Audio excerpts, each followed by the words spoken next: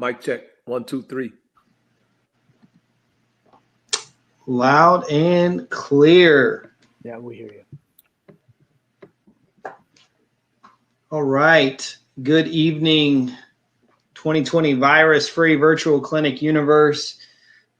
Thanks so much for being with us on another Friday evening edition of the virus-free virtual clinics. My name is Daniel Young. Got Tuta Salam here with me. Say hi, Tuta. Hey, world. How y'all doing? Tuta and I put this kind of session together. We also have Brandon Cruz here with us, helping facilitate and moderate. He didn't put any work into the session. I just want to make sure that's real clear to everybody. But he's going to be here anyway, and we appreciate that. Again, thanks so much, everyone, just for continuing to engage, continuing to come back. We appreciate it. Again, we're going to talk about punt coverage, really, and then also a little bit of time on KCI because we had some requests for that.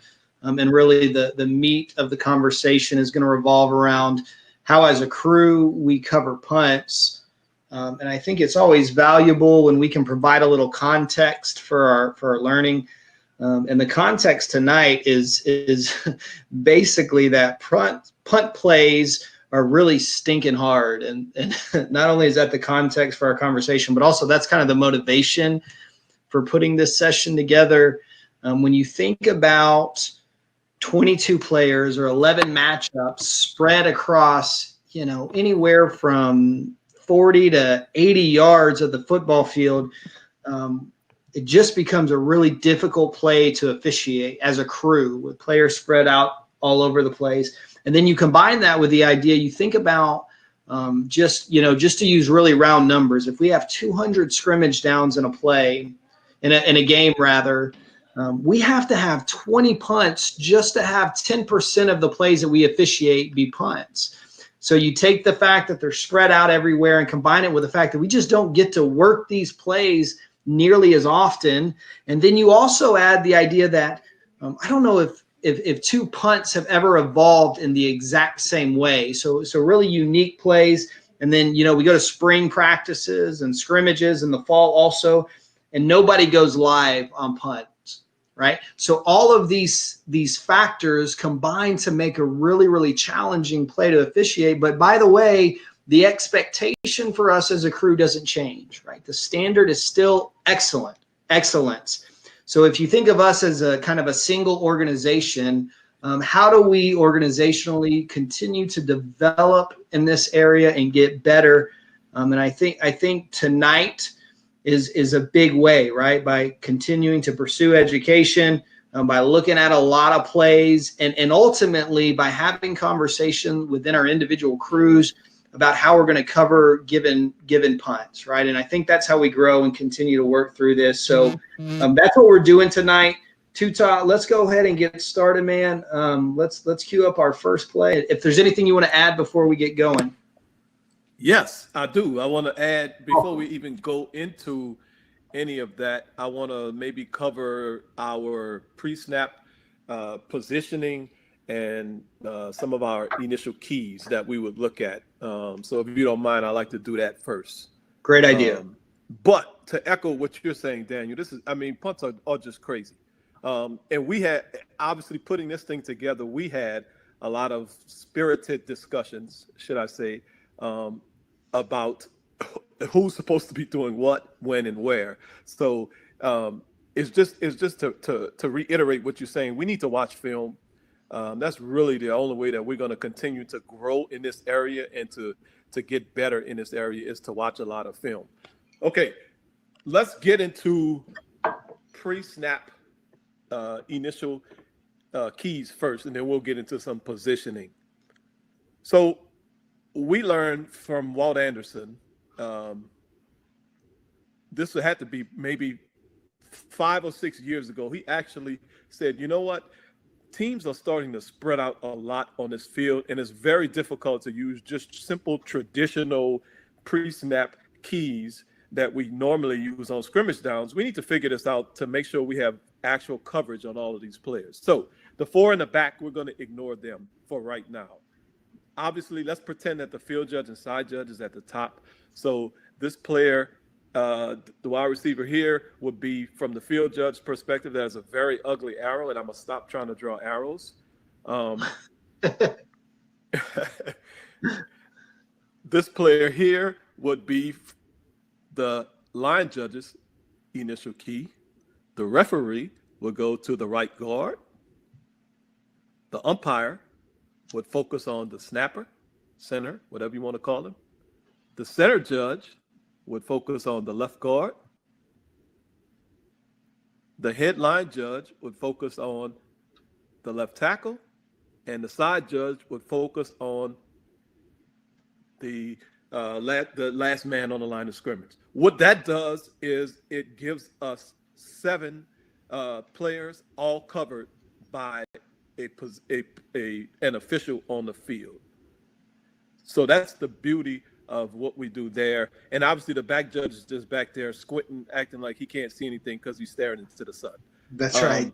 That's right. It's so very that is what we're going to key on initially at the snap. As the play develops, obviously we're going to change a lot.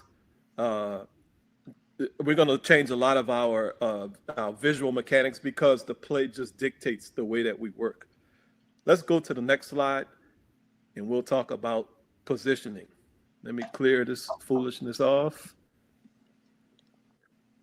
Stick with me. I know these players are kind of small, but here is our side judge, and we're pretending that the field judge is at the top. This is our field judge. What we want to do, the mechanics manual tells us no less than 5 yards behind the returner.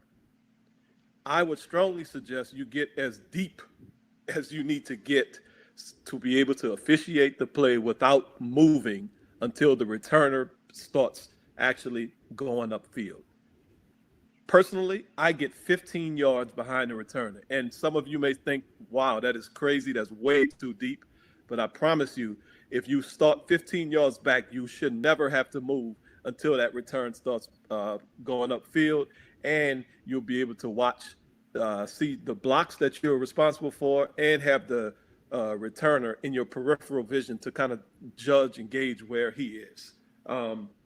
So that's initial positioning. And Daniel, I'll let you talk about the back judge in terms of initial positioning, and then we'll roll from there. We'll get into some plays from there. Yeah, let me just speak to the back judge real quick, and then Tuta, if we could just go back to that last slide and just mention any kind of distinctions between 7-man. I think it'll be really quick over here down to the bottom of the screen, where if we don't have a center judge helping on that. So, go ahead. Yeah. Well, I'm gonna totally make this up then. I'm gonna be honest with you. I'm gonna be making this up. I would say that the umpire would start here. And then I would say that the referee still starts on the right guard. And I'm willing to be corrected if y'all think that's not a good idea. If we don't have a center judge, just tell the umpire, look at another dude. Yeah. I agree. I don't know if Brandon has anything to add, but I think that just makes sense. The umpire just picks up that guard to the center judge's side. Yeah, I agree too. Yeah, so agree, man. This idea, this initial keys, and everybody taking ownership of their guy was, and I tend to go overboard sometimes, but was transformational, I think, for a lot of crews and for me. So really good stuff to start with. Real simple. Back judge, when we have a single returner back there with us, we're going to get about 2 yards outside on the wider side of the field, right? So in this situation, we can tell that the wider side is over here. So we're going to be, if we're looking back this way, on the right shoulder of the returner, 2 yards wide, about 7 yards deep. When we have 2 returners, and we'll see some plays like that tonight, we're going to just split those guys and wait for one of them to declare themselves as the guy who's going to receive the punt. But yeah, we'll start 2 wide, 7 deep, and we're going to try to maintain that orientation to the returner throughout the kick. It's virtually impossible unless it's kicked right to him, but that's what we're going to work to do to try to keep that same kind of angle, and we'll talk about why that's beneficial for us as we work through some plays. All right. Play number 1. Let's go. Let's get it. Tutai, while you do that, I'm going to queue up a poll for us, and we can just start watching the play. Okay, good.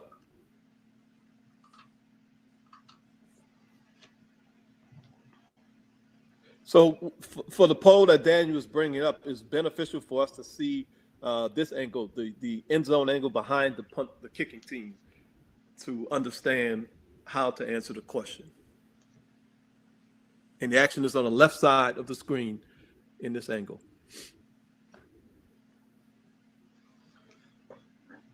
So we're watching B number 10 right there around the 45-yard line, correct, Tutai? Yep, B10. He's all the way on the right side on the end zone angle behind the receiving team. So the question we're asking is, at what point in time should the headline judge, at what point in time should the headline judge pick up B10?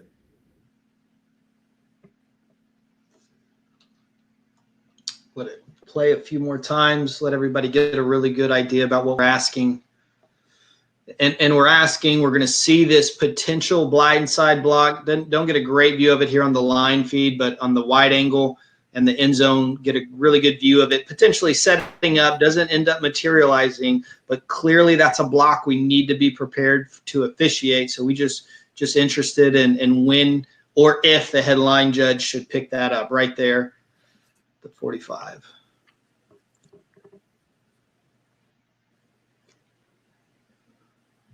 Okay, so let's do this. Let's keep the poll live in case anybody hasn't had an opportunity to respond, but let's go ahead and start working through this visually from the headline judge perspective.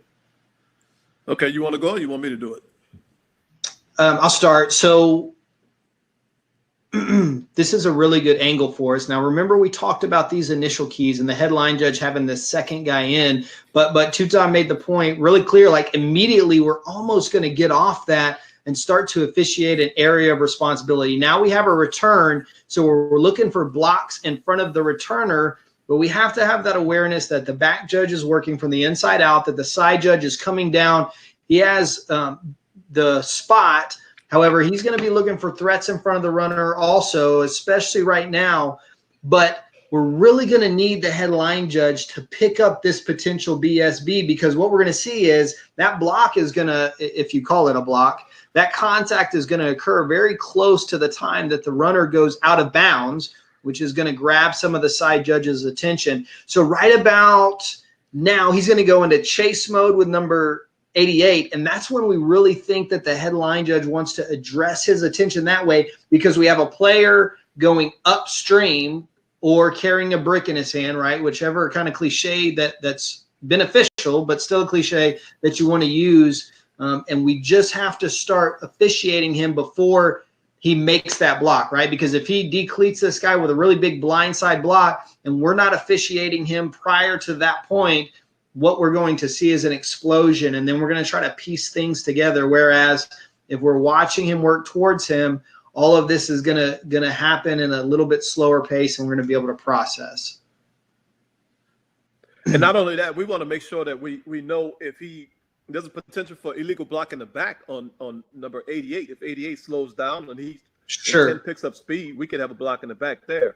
Also, just go ahead, Daniel. I'm sorry. Well, I think that's probably what we're thinking initially, right? Looking for an IBB threat. Correct. Go ahead. So then, from the end zone view behind the receiving team, we can tell that the center judge has a really good look at B10 as well. And I know we have a lot of people that work 7-person mechanics. If we're working 7-person mechanics, there is no center judge there. So that just really illuminates the importance of the headline judge picking up that action. Yeah, absolutely. All right. So let's talk about first of all, there was a good question talking about line of scrimmage officials working the fair catch signal. And Daniel, as as somebody who works the back judge position quite regularly, talk to us about what help you need from other officials working a fair catch signal. Well, when it's one guy like this, one returner, I don't really need any help at all. That's right. I knew your answer would be that. In other words, let's get our line of scrimmage people working, in their areas of responsibility. These plays are so hard. We don't need 2 or 3 sets of eyes working one person, potentially give it a fair catch signal. Would you agree with that? Yeah, absolutely. I don't. Yes, I agree with that. Not only that, that is way too far for the line of scrimmage official to be looking. If they're looking at that, then they're looking through like 10 different sets of players that could be potential for fouls. We definitely don't need that. And if the back judge can't see a fair catch signal with one returner, then the back judge probably shouldn't be working that game. I'm sorry. Yeah, I mean, way to just go in soft too. Thanks. I appreciate that. No. Tell us how you really feel. Own your position is the point. Okay, so now talk about the headline judge's progression on this. The question is, okay, wait, why wouldn't he be right on the first initial block? Between him and A88, B10 and A88. So talk about that. Oh, you mean the initial when they first came together? Right. One of the options in the poll was when B10 and A88 first come together. Ah, okay. Well, the reason is because that action sets up very late and it's very near the line of scrimmage.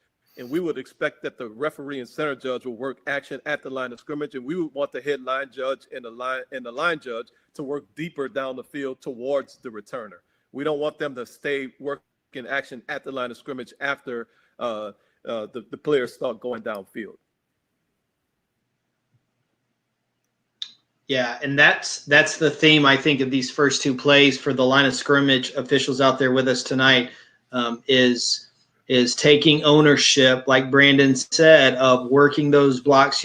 Our deep wings are going to have those first blocks that occur around the returner, and then those next set of blocks that set up.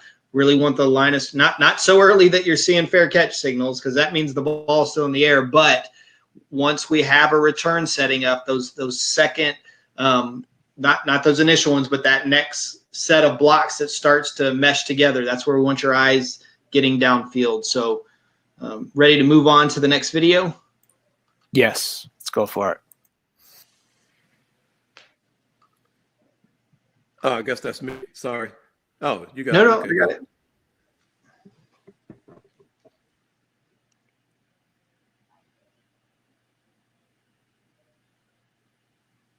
So no poll associated this time, just some good old-fashioned football. So as you watch film too, this is for everybody out here in VVC land. When you watch film, be very critical of yourself and figure out what is it that I can do better to help the crew. Even if absolutely nothing happened on the play, figure out, can I see this action? Can I see that action?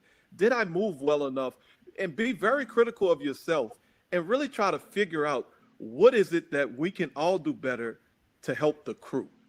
And as you watch these plays, you can start noticing small things that can be done differently to potentially work the play in a better way and to have better coverage on the play. Such a great point. Such a great point. There's, you can watch all the film in the world and kind of pat yourself on the back there. But in terms of growth, if you don't do it with a sense of self-awareness and just transparency with yourself about it, and for me, usually it's about where was I looking, right? Did I see that? Judgment's always going to be something we're trying to hone. But what's really critical is, where was I looking at this point in the play? And was that the right place for me to be looking? And sometimes you can tell on film, but sometimes it's about kind of putting yourself back in that place. And that's why it's so important to do this on a regular basis, to just be very honest with yourself. You know what? I was looking somewhere else, and that's where I needed to be. If you're not willing to go to that place and kind of dig into that uncomfortableness, you're gonna inhibit your growth. So great point from Tuta. All right, let's check this out. We've got a clear and obvious blindside block right here at the 30-yard line of the return team. Looks like the back judge has a flag down, and I think just a great spot for the back judge's eyes to be looking through the returner, looking upfield, sees this threat setting up as it starts to develop. Then we're going to have a secondary, I don't know if secondary is the right word, but we're going to have another potential blindside block set up for us. If we're looking at the screen right now, over here on the right side, a little bit later in the return, at the right numbers. around here, about the numbers, about the 35-yard line. So what we're really interested in is who's going to help us see this block, and well, that's it really. Who's gonna officiate this block? Hey guys, one point real quick before you break this down a little bit further. Don't you think, and I think we've all been on the same, had this experience, we get a nice call here by the back judge for the blindside block, and then we really just kind of fast forward to the next play where there's a lot more to break down about this play. And even a grader, if you're in a conference with with graders and evaluators, might just look at the foul that's called because it's on our game report and say, yep, correct call, back judge. But we're leaving so much material and potential self-improvement on the table if we don't address the rest of the play. Right. And that's what I was attempting to say, Brandon. You said it much more eloquently than I did. Yes. Because like you're saying, exactly, we have a flag down on this play. So it's easy just to go to the grades when our grades come out on Tuesday or Wednesday, whatever day they come out, and say, oh, correct call, good. Let's move on to the next play. Well, no, there's a whole lot more that we need to talk about on this play. Especially on this play, because this was one where we happened to also miss another foul for illegal blindside block at the 38-yard line. So now we need to figure out how can we see that. So go ahead, Daniel. I think you were gonna get started. Yeah, I'll start. I guess the team in red didn't get the memo. This is probably week one that blindside blocks were illegal. But the first one. And to Brandon's point, not just from a film perspective, but let's take it to the same point live on film. Okay, I've got this blindside block. Now let's look for our next threat. Let's continue to officiate. But this will be a great view for us right here on this reverse end zone camera. And what we're going to see, very similar to that first play, is that this is a great position. And to the right of the screen on the bottom from the wide angle is our side judge and headline judge. This is a great place for the headline judge to have his eyes as this play develops, right? So now we have a return, those initial blocks, and now we see this setting up. And again, we want to identify him as a threat before he makes that contact, but that's a great place for the headline judge to have his eyes right now. And we'll get another look at it right here as we're scanning in front of the runner, looking for a threat. That's really where we want him to be looking. Anybody else that can help us out from a crew perspective here, Tuta? Yeah, and these plays are really difficult. So we're not attempting to pick on anyone. These plays are really difficult. Oh goodness, not at all. Just from a small mechanical standpoint, I think the umpire would be able to help us if he got his eyes around a little bit quicker. If we look at the end zone, and this is a tiny thing, and this may not even be something that people think about. Watch the umpire. You can see from the reverse end zone angle. How do you decide which way to turn as an umpire? And how quickly are you going to turn? Those are things you really need to think about. If we watch this play, there are kicking team players that go to the right side of the umpire, only kicking team players. On the left side, there's kicking team and receiving team players. So which side would the bigger threat come from? That's what you need to determine as you're out there on the field and turn in that direction instead of turning in the direction where there's less chance for a threat. And you can see it on this reverse end zone angle behind the receiving team as well. That's just something for the umpires to think about. Which way am I going to turn? And I know maybe we've never talked about that. We say, okay, umpire, turn when the players go by. Well, what does that mean? Well, figure out which way is the best way to turn in terms of getting your eyes into an area where you're going to be able to best help them. That's awesome. Great stuff. I don't want to get crazy here So reel me in if we need to. But Brandon, what about the referee? What's he's looking at as this return sets up? Yeah, so the referee, as we look at this play from the end zone shot behind the kicker, it's kind of a unique punt formation relative to the college game, but we're okay. There's really no threat. So once the kick's gone, we basically just start looking for blocks, and we're really thinking blindside blocks. And if you're looking through, when the kick is to your right as a referee, compress your field of vision, your cone of vision, as we talk about, and really that cone of vision right between the hash and the numbers. I think we have a really good chance the referee to see some of this blindside block. I think primary, talk about the line of scrimmage guy and the umpire, if we can mechanically turn and get in the right position with our vision. But referees, don't just bail out. Don't quit just because we don't have any threat to the kicker. We can officiate blocks all the way down our side of the field, especially when the ball's kicked to the right side. All right. So, and it's funny. It's funny. I'm gonna stop. We need to move on to another play. But Daniel and I, we watched as we were setting up to put this presentation together. We watched these plays, and we'll spend an hour on one play because there's just so many fascinating things that happen on a play, and it's like, dang. All right. Let's ready to go to the next one.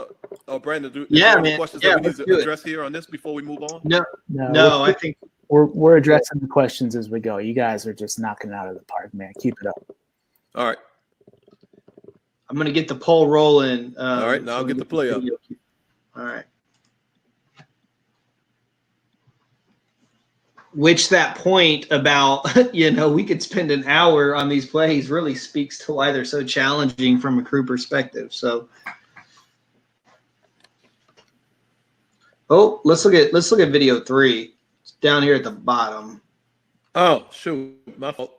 No, it's all right. In America, normally we go in numerical order, and we put 3 after 2. So I got confused. I'm sorry. 3 comes after 2, even in a pandemic. 3 comes after 2. That's right. I don't know about America, but that's how we do it in Texas. All right, so here's what we're asking. You just saw it right there. It's about the 23-yard line. That first block after the returner catches the punt and turns into a runner. Who's looking at this block? Who's going to have primary eyes there? And we'll let the play run a few more times so the poll can get some traction, and then we'll start breaking this one down also.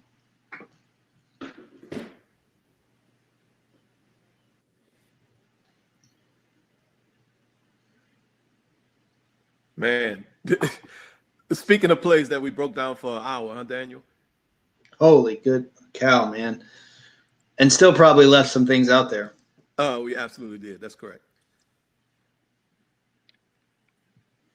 All right, so we got our S on the bottom of the screen, field judge at the top. Tuta, talk to us a little bit about coverage on this initial block as the poll continues to roll. Yes. So if we watch the field judge, this player that delivers the block and the person that got blocked was actually the field judge's initial key. And it's weird to think that the field judge would still be looking all the way across the field. What is the field, 53 1/3? And I don't know how long that would be, about 35 yards across the field. But that's an area where the field judge, there's nothing else for the field judge to officiate. If you look at how the play develops, there's literally nothing else for him to officiate. So the field judge will absolutely have a piece of that block, and really, I would think would be primary on that block. If you look at the bottom, the side judge has some action going on up the numbers, and the action kind of finishes right before that block occurs. So the side judge may get to the block, but he probably will get there as the block is occurring and wouldn't be able to say with any certainty if it was an illegal block in the back or an illegal blindside block. But we would expect the side judge, if he has quick enough visual mechanics, which I don't know about that side judge, maybe to be able to work that block as well. But it's a really difficult one. And let me not talk from the back judge's perspective, because we have a back judge extraordinaire in the session. I'll let him go ahead and talk about from the back judge perspective. Yeah, I don't know about that last part, but I don't either. I was trying to make you feel good, man. I know you were, and I appreciate that. So I talked on that first play about that initial setup, right, and being 2 yards outside the shoulder of the returner on the wide side of the field, 7 yards deep, and trying to maintain that angle. And that 2 yards outside of the returner is a steep angle.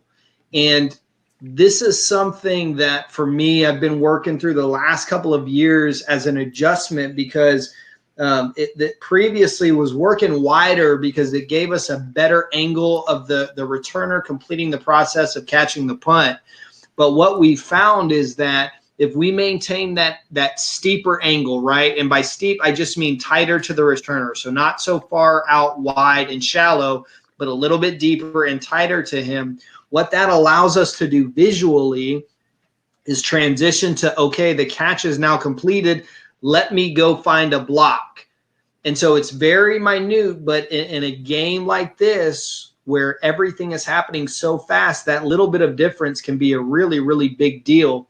So again, by having that tighter angle, I'm able to get from the returner to threat quicker. And even to the point where I can officiate through the returner, especially in a situation like this, where he's not threatened as he catches the ball, to find that block. And to be honest with you, I really think I'd have a really good opportunity to officiate that block as well, just because we don't have an immediate threat on the returner.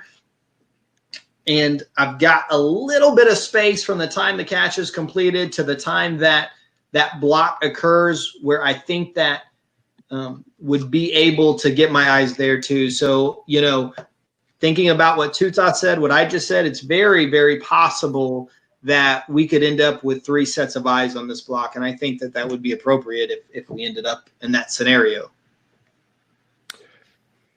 So oftentimes there's a lot of different action for us to choose between to work. If we take a look, when we're in the end zone angle, you can see it's on the left side of the screen. When we're on the sideline angle, it's at the bottom of the screen. There's a potential illegal blindside block at about the 50-yard line that occurs. So Daniel, talk about who would be able to see that action. Would the side judge need to be looking up the field and seeing that action? Because there's also a potential holding that's going on at the 35-yard line, the 35-yard line as well at the same time. There's 3 different pieces of action. How do we choose what we're going to work? Yeah, that's really tough. So let's just talk first about the potential hold you mentioned down here at the bottom of the screen. I think it's so unique because we have in a play like this 8 officials out here officiating this play, and we're still in this situation where, like, holy cow, who's going to see that? I think that initial potential blindside block, boom, right there, I think that's probably a good place for the side judge to be. And correct me if you disagree, Tuta. But after that block occurs, now the ball's being caught, and we have immediate threats around the returner. So part of this process of choosing what you're going to officiate is a function of understanding what your crewmates are also going to officiate. Right. So and also figuring out what to do next after you officiate that, depending on how the play sets up too. Yeah, exactly right. And how you transition. So we think about, let's just talk a little bit in broad terms very quickly about how we're going to just kind of assign blocks from a crew perspective on this, right? We've got the back judge with a returner. We've got our deep wings, and they're going to have those first set of guys that are down there threatening the returner. And listen, those aren't necessarily always the gunners, right? We're going to see a play later where I think we have the center is the first guy down. So we got to get away from that mentality. It's really those first guys down there. And then we're going to get a whole bunch of other guys coming down. But they're also going to be really, really tight. And the message we want to make sure is very clear tonight for our short wings and our umpires is that we need help downfield. So the challenge with this potential blindside that I think we could talk about if we want isn't, but potential blindside that turns into a potential hold is if the headline judge stays with this too long, we're going to end up with a hole in coverage further downfield, because you think about the 40-yard line and we're getting tackled down here by the 25. That's a lot of space. So I don't know if that's kind of what your thinking was, but for me, that's one of those blocks that's in a really challenging area to officiate, even though it's in the middle of the field and there's not a lot of going on around it. When you think about the headline judge's visual progression, I don't know if he's going to get to that block or not. Right. You meaning the potential blindside block at the 50? Yes. Yeah, but I think that's the one he needs to be on personally, because, and let me try to go to the slides, because we took some still shots on the slides.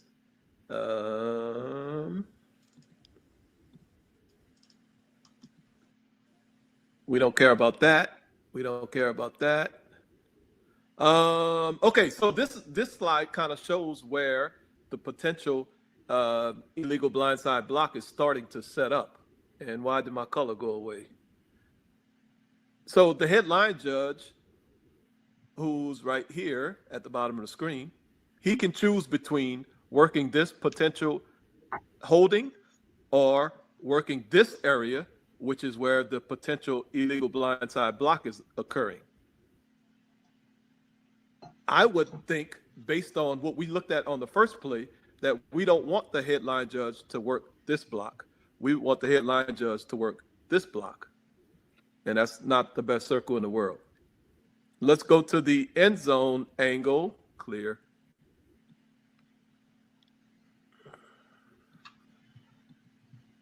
And what we will see is this block starting to, is just setting up. As a side judge, I'm still going to be looking at this block, because there's a potential that the West Virginia player could yank the Texas player. He could do something to him. So I'm going to be, as a side judge, still going to be working this block. And I would have a sense of what's going on with the potential illegal blindside block, but I really would not have a full understanding of what happened with that block. So I would expect that the headline judge would work that area. Now, can the referee be able to help on this? I don't know. That might be asking a lot. But this, if we go back to the video, and I'll go back to the video now, what we saw is this was a rugby-style kicker. So we don't have to necessarily stay watching the kicker long.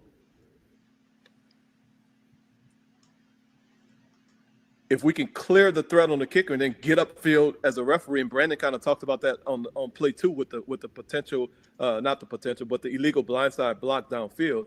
If we can clear that action near the kicker and get our eyes upfield really quickly, and that's the I hope people realize that's the key point we're making here. We got to make really quick decisions and move our eyes really quickly on punt plays.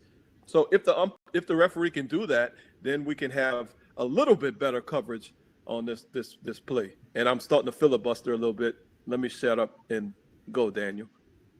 Yeah, no, the last thing I want to mention is, and just to drive this point home about how we need help from the line of scrimmage and umpires turning and getting downfield with us deep guys, is we're going to see right around here, around this Big 12 logo, about the 25-yard line, not this one, but the other one down here is a potential blindside block. And the umpire's got a lot of stuff to look through here, but this is a block that we're going to need help on. There's a lot of stuff in front of the back judge and down here on the side judge. So this is an area where we think probably the umpire is going to have the best look at it. We talked about the headline judge visual progression, but just another example of another threat or potential foul that we need help on. So you'll see it right here around the 25, 30-yard line. And just kind of highlighting the idea that we need some help there. Right. All right. Anything else? Go ahead. Yep. No, I was just saying you can see it perfectly on the end zone view. It shows it well. But yeah, it's these plays are extremely difficult. Just in case we can't tell already from what we've already talked about. All right, let's shift gears a little bit and let's just talk a little bit about KCI. I don't think these plays will take quite that long, but a couple of KCI plays, and again, had some comments about that. So what we're going to see here is a returner trying to catch the pump. He's going to get bumped by another guy. We've got a back judge with a first touching signal, and ultimately we're going to give the ball to team A. So remember with KCI, very simply, the rule is that the receiver of the kick has an unimpeded opportunity, to catch the kick.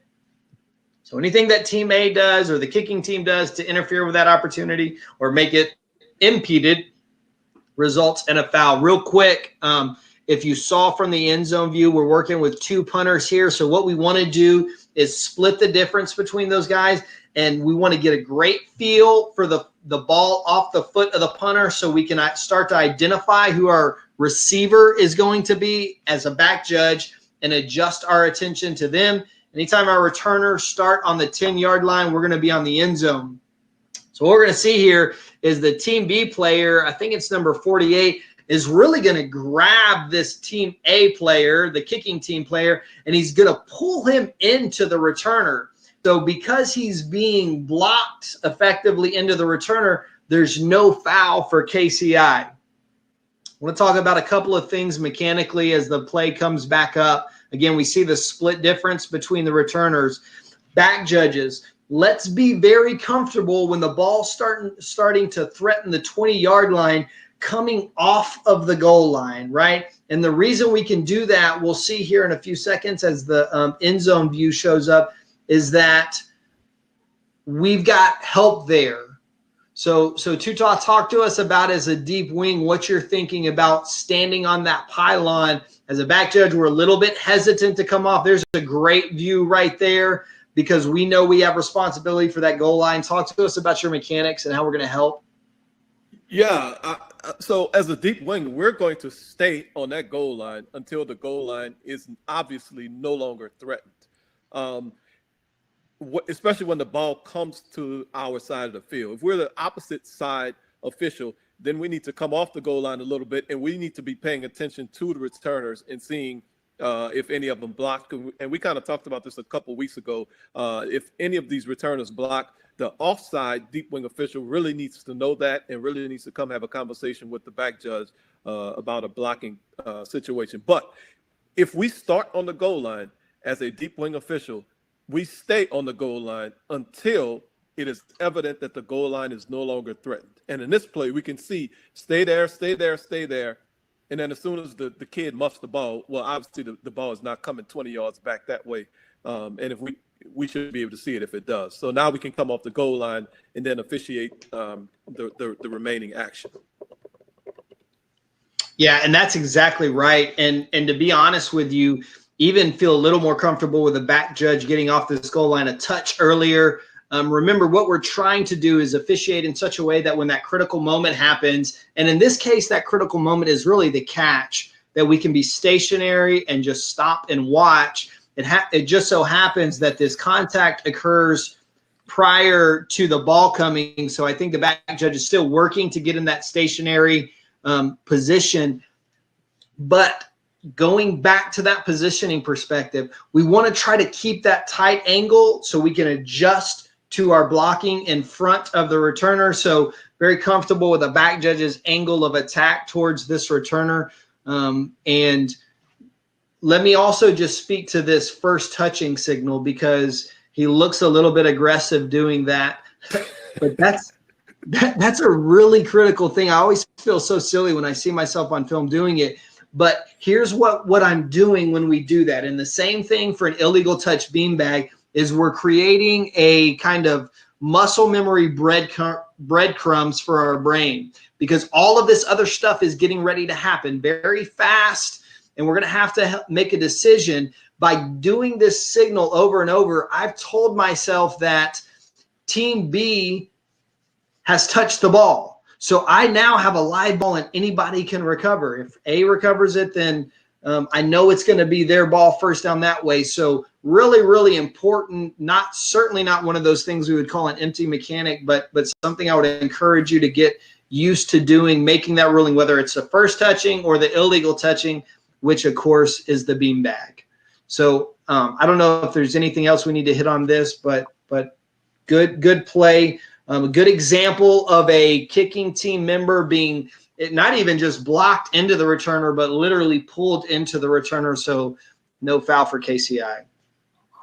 All right. Hey, Daniel, let's talk about real quick the kicking team player. Let's say he's really not in this play, but let's say he's driving the blocker, the receiving team player, into his teammate who's the punt returner. Okay, so let me say that again. Kicking team player driving a blocker into his teammate who is the punt returner. Why wouldn't that be KCI? Just explain that concept. Did you say driving his teammate into the punt returner? Or sorry, the kicking team player is driving a blocker who is the teammate of the punt returner. Oh, okay, got it. And so then the teammate of the punt returner makes contact. Yeah, we've got a great play example of that that really helps us illustrate that idea later, I think. But if I'm a kicking team player and I can shove you into your teammate, I haven't really impeded your opportunity. I just bullied your teammate into getting into your way. So same situation where we wouldn't have a foul for KCI. Perfect. Thank you. And to add to that, if the receiving team player doesn't want KCI, then he's just get away from the returner. Yeah, great point. All right, let's move on to our next play here. Oh boy, another KCI play, but some different considerations. Let's just talk about the KCI part real quick, and then we've got a poll question that we can attach to it. But what we're going to see again is, let's wait for our end zone view.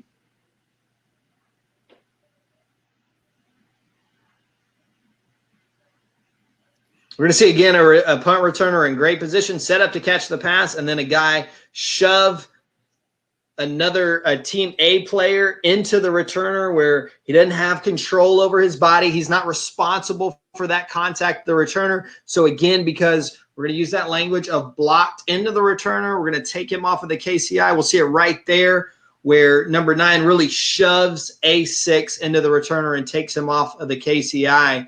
But then we got a lot of other stuff happening, right? We've got a ball careening off somebody, and then we've got a recovery, and we have to come to a decision and figure out what we're going to do. Let's put the poll up, and as I find it, Tuta, talk to him a little bit about what we're asking in the poll here. Yeah, so what we're asking in the poll is on the field, the ruling on the field was the receiving team, the ball hit the receiving team player. So we did not have illegal touching of a kick by the kicking team player. So what we're asking is assume there's indisputable visual evidence that the ball actually hit the kicking team player. And what does that change with the results of this play? So Daniel, why don't you talk about while people are voting, why don't you talk about your process on this play, and we'll just be full disclosure. This was Daniel Young working this play, and this was one of the greatest plays I've ever seen officiated. I'm not just blowing smoke up this dude's butt. When we went in there and had a conversation about it, he literally had every single element of this play nailed down, and I didn't have to say anything. I was just standing there listening. So why don't you talk about what was your ruling on this play, and how did you process everything that happened? Yeah, sure. You're too kind, but sometimes anybody can get lucky once in a while. So this is one of those similar action that we talked about on play 3, where it just so happens that I'm in a position, although watching it, I'd really like to be a little bit tighter to that punt returner as all of this is going down.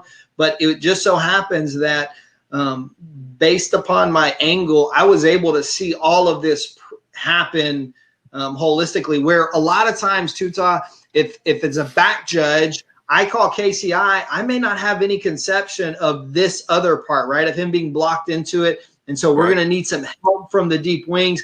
It just so happens that throughout this play, I was able to stay really stationary.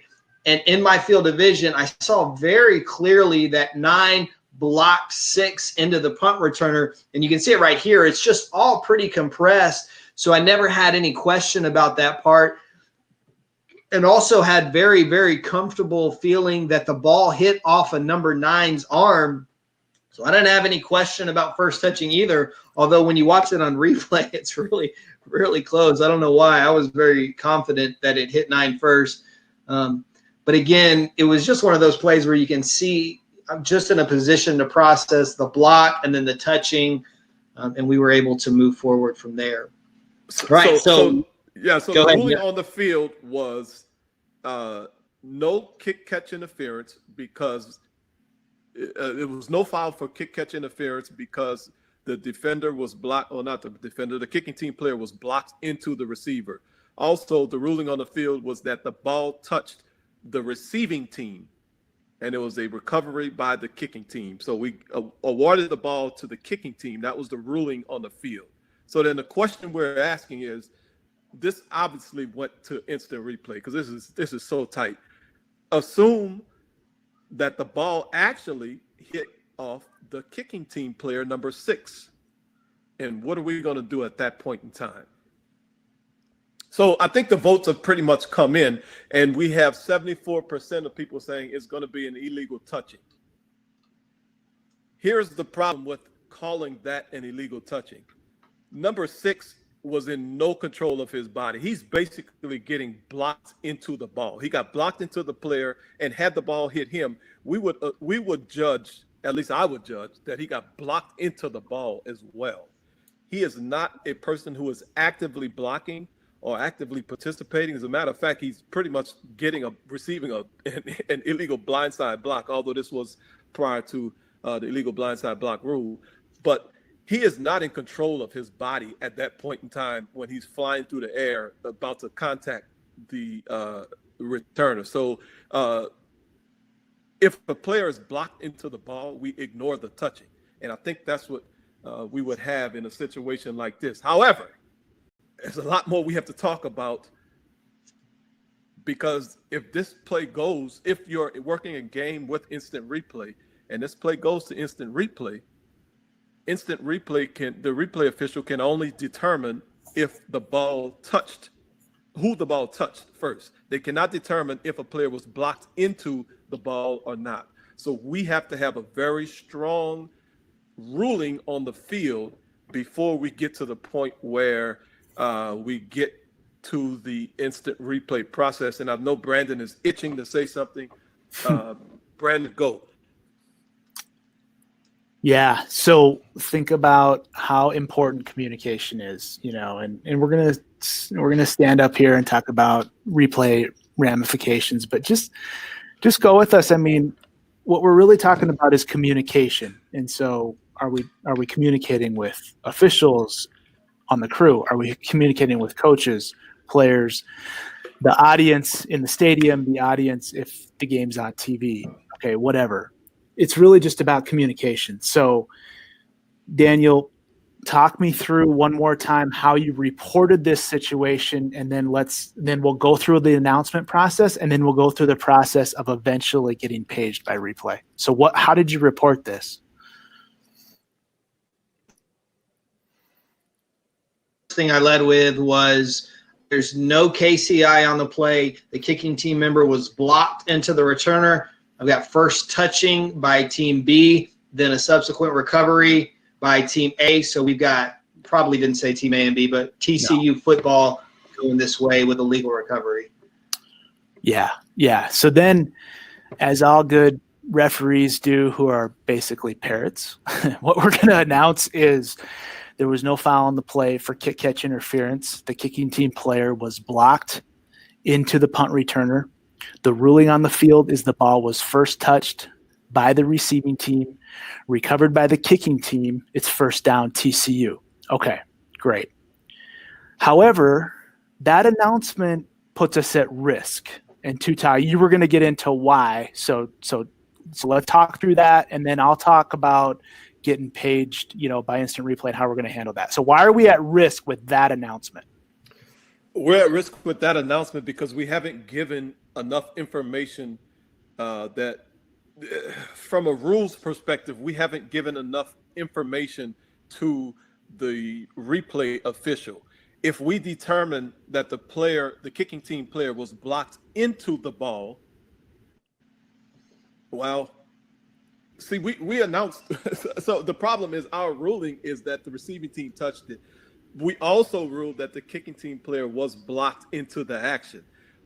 Right. If we don't tell the replay official and the world that the kicking team player was blocked into the action, then what the replay official has to do by rule is determine who touched the ball. And if number 6 touched the ball and we did not tell him, him being the replay official, that he was blocked into the ball, then a replay official has no choice but to say number 6 touched the ball. That's illegal touching, and that'll be West Virginia's ball at that spot. So we have to figure out some kind of way, and I don't know how we do that. Yep.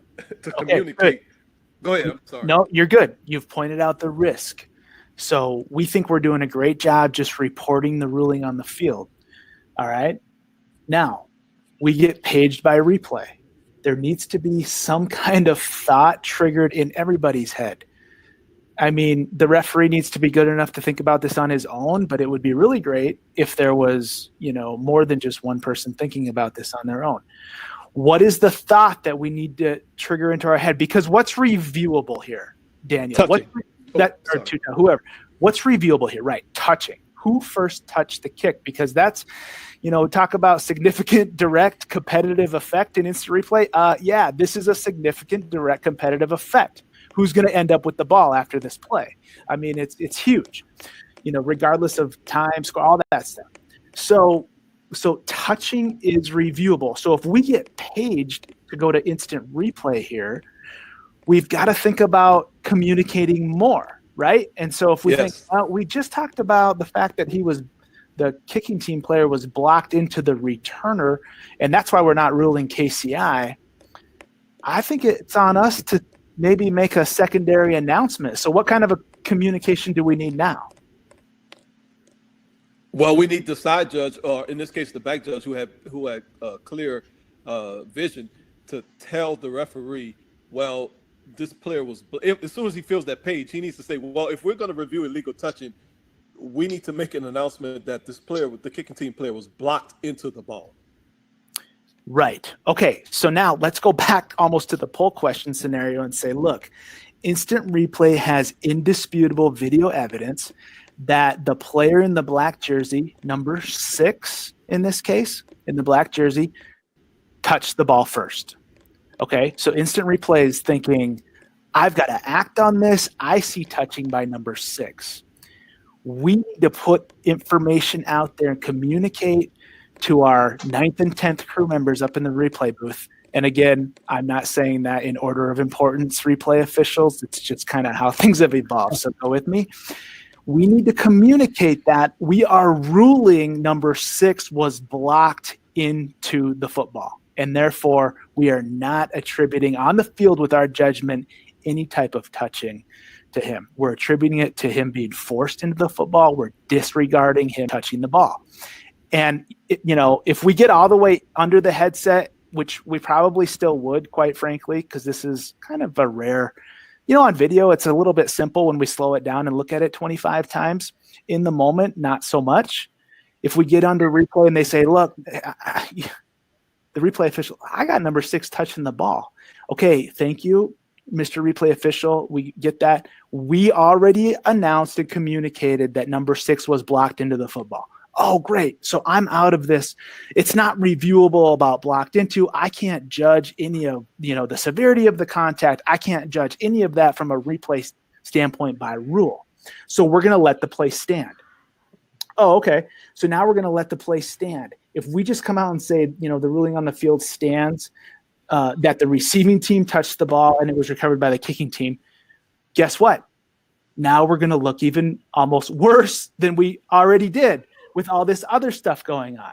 So we've got to be almost even more clear on our out of replay announcement saying, after reviewing the play, The ball was first touched by number 6 of the kicking team. However, since the ruling on the field was that the receiving team player blocked him into the football, by rule that touching is disregarded. The ruling on the field that the ball was touched by the receiving team first and recovered by the kicking team stands as called. It's first down TCU.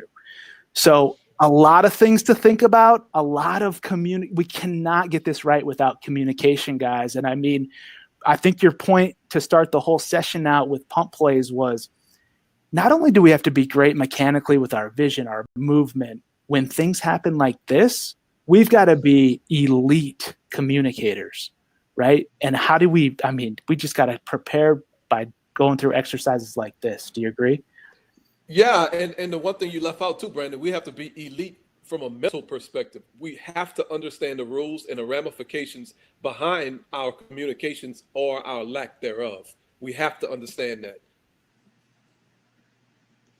Yeah, just a tremendous play to kind of bank and for future reference, a really, really, really good play to learn from.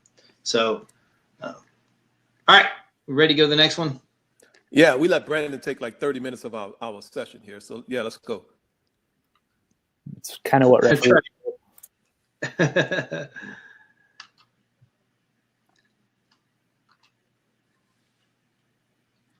Oh, another one.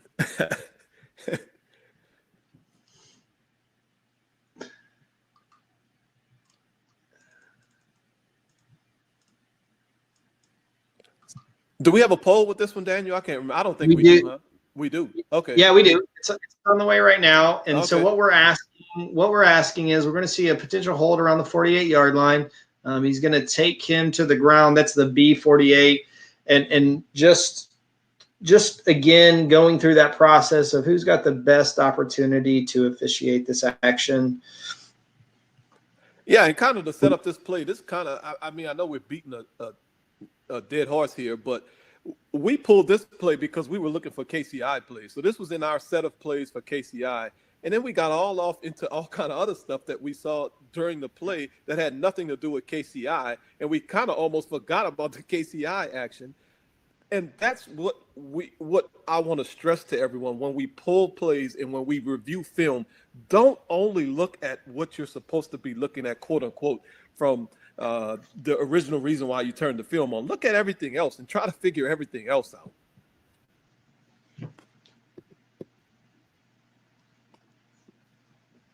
Oh, this is interesting. All right, it looks like most of the votes are in. So we're looking at this action that ends up being a takedown block again around the B48-yard line. And we're just wondering who can see it. And I think what we're going to notice first, and referees, got 2 of them on here. I keep forgetting that. Jump in here, but we're not going to see a lot of threatening action to the shield, right? So we're not going to see any threatening action to our punter. So it feels like maybe this is an opportunity for a referee to move his eyes downfield and start to help us with, we've got those initial set of guys that are deep wings are officiating. Then we've got this second set of guys kind of that are umpire and line of scrimmage guys that are officiating. What about the referee helping on this block? What do we think? Is this a block that we can expect our referee to help us with here? Because it feels like. So when I watched this play, that's the first thing that jumped out at me as a person who's about to be a referee. I'm looking and I'm like, okay, I know the center judge and referee, we have action on the shield. Center judge is primary. We got action on the kicker. But there's really nothing going on at the shield area except this one dude who's kind of lollygagging towards the shield. He's not coming out like a bat out of hell. He's just kind of slow rolling it to the shield. So if I'm a referee and I'm looking at that shield, and I know the center judge is also looking at that shield, I don't know if that's the best use of our talents here. And I think maybe I can look up and find something else to work. That's what my thought process was. And maybe I'm making it a little too simplistic, but I feel like we can maybe look up and find something else to work because there's really nothing to work in the backfield at that time. So that's the way I was looking at it. And if we look at it from the umpire perspective, the end zone view shows it perfectly. The umpire has two sets of players that are running directly at him about to split him, and he's worried about getting killed. And he probably would be the one that we would expect to see this under normal circumstances, but he was about to get killed, and he's probably just clutching himself and just praying to God that he doesn't get run over. He's in survival mode. Hey guys, I think you're right. I think, look, we've got some really smart umpires. At least they're pretending to be smart umpires in the chat. And I think, they're used to this. They're used to this traffic. And look, it's hard. We understand that. I think if we can get our umpires and all of us really to recognize the detail of actions of players, this takedown sets up early. Yes, the umpire could have perhaps seen maybe a little bit better on this play. So just stay with us on that. Use your peripheral vision. I know it's easier said than done, and I don't even pretend to know what that's like. But it goes to the point of watch video, notice actions of players, and there's little tells that take place that we can use to help us get plays right. Are you saying that bear hug is a tell? Well, I mean, maybe. All right, good play. Anything else before we move on? Yeah, you want to touch on the KCI aspect, Daniel, or you just want to roll through it because we have enough KCI plays later. Yeah, we got a couple more KCI plays coming up that are going to really kind of touch on the same principle, but the short version is that this receiver is impeded with, so this will be a foul for KCI. All right, let's move on to the next one. And this is, in fact, a KCI specific play. And I believe we have a poll for this one. Yeah.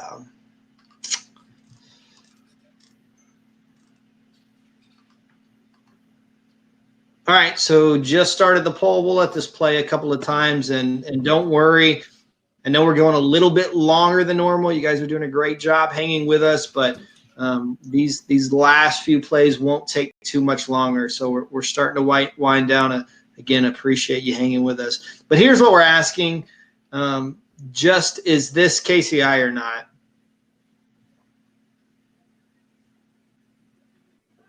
Our options are, yeah, it's KCI. He's within 1 yard of the buffer by rule, and the second choice is it's not KCI by rule because he's got an unimpeded opportunity to make the catch. And then lastly, it's not a foul for KCI because 25 fields the punt cleanly.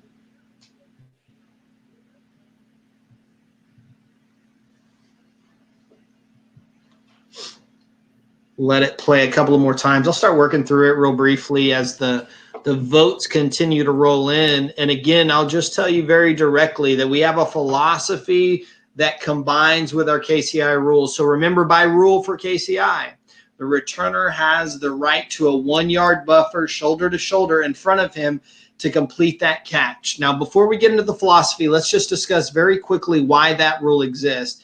And I'll tell you that rule exists to avoid the prospect of a returner getting annihilated as soon as he catches the ball. Although he's able to complete the catch, right? That process is over, but he gets annihilated immediately as that happens.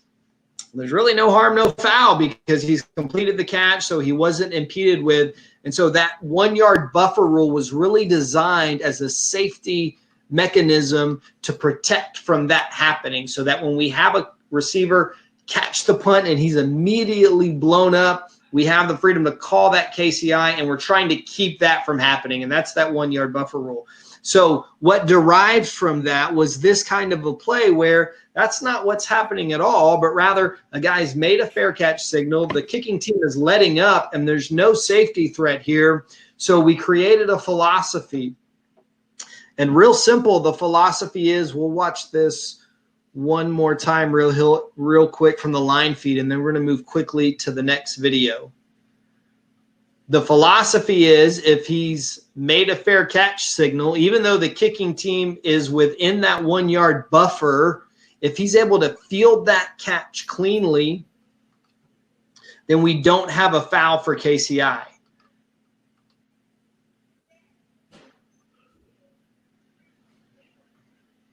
Now we have a little bit of a caveat to this, and this is what this video is going to show us. So we've got a signal for KCI. We've got a kicking team player within that 1 yard buffer.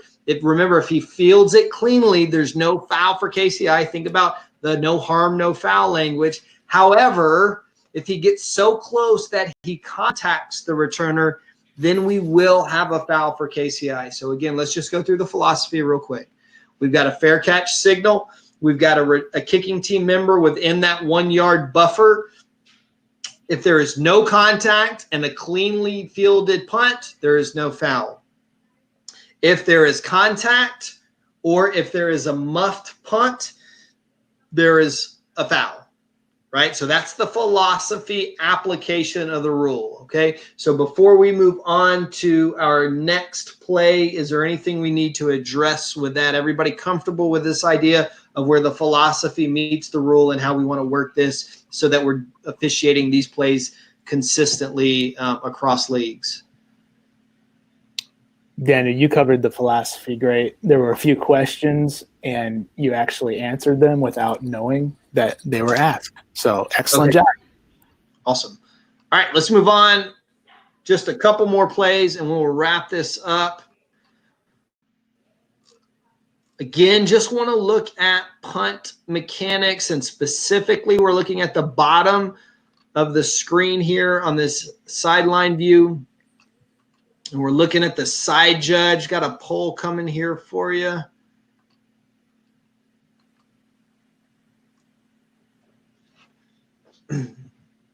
So we got a lot of options on the choices, and basically we're just asking which one do you think is most correct. So let me just tell you right there around on the right side of the screen from the end zone view, around the 45-yard line, I believe, we're going to have a potential offensive holding action. We've got a flag down on the play. The side judge threw this flag, and so the question is this an appropriate place for the side judge to be looking? And your options are, no, we don't ever want him looking that far at this point in the punt, or yeah, it's okay, but we need him to get to the returner before the ball's caught, or ultimately, is he just officiating a threat that he sees, and he's aware enough to see we have a returner who's not threatened. We don't have any of those initial attackers downfield from Team A who are being threatened, so we're okay with him picking up this block. Hey, Daniel. Yes, sir. I got a question for you while we let these poll results come in. You're saying Sure. This is offensive holding. Explain why you're referring to this action as offensive holding. That's a great question. I think I've had this conversation on the field before, to be honest with you. And it's not a good conversation, a little bit frustrating. All right, so as soon as the ball's kicked, we're going to transition now in terms of holding, right? Where the receiving team, what we're calling, when we go through test questions, we're calling the receiving team Team B, right? Because we want to be consistent throughout the whole thing so nobody goes crazy. However, as soon as the ball's kicked, all of that changes, where now Team B is really the team who's going to be in possession of the ball. So their fouls, really applying to holding, are going to be offensive holding fouls. I don't know if that covers all of the nuances of that, but that's the best way I can think of to explain it. Yeah, I mean, in contrast to something like a pull and shoot at the line of scrimmage, right? With the purpose of that, or the goal of that action being to block the kick. This is really, we talk about actions that are designed to set up a return. Now we transition into more post-possession type of actions. So you explained it better than my follow-up there. Good job. Yeah, no, post-possession I think is really key. This is an and what's very key, this is an offensive holding foul, not a defensive holding foul. Hey, the side judge who throws this flag happens to be joining us this evening. So I think, golly, as an audience, Virus-Free Virtual Clinic did a great job on this question. But here's my concern as a back judge, right? There's the possibility that my returner is going to get collisioned, and he's going to be blocked into. And if you're working all the way down here at the 45-yard line, are you going to be able to help me with that? So that's my question. Talk us through this visual mechanics real quick, Tuta. Yeah. So it obviously it is dangerous for us to work that far downfield when there's other. Wait a second.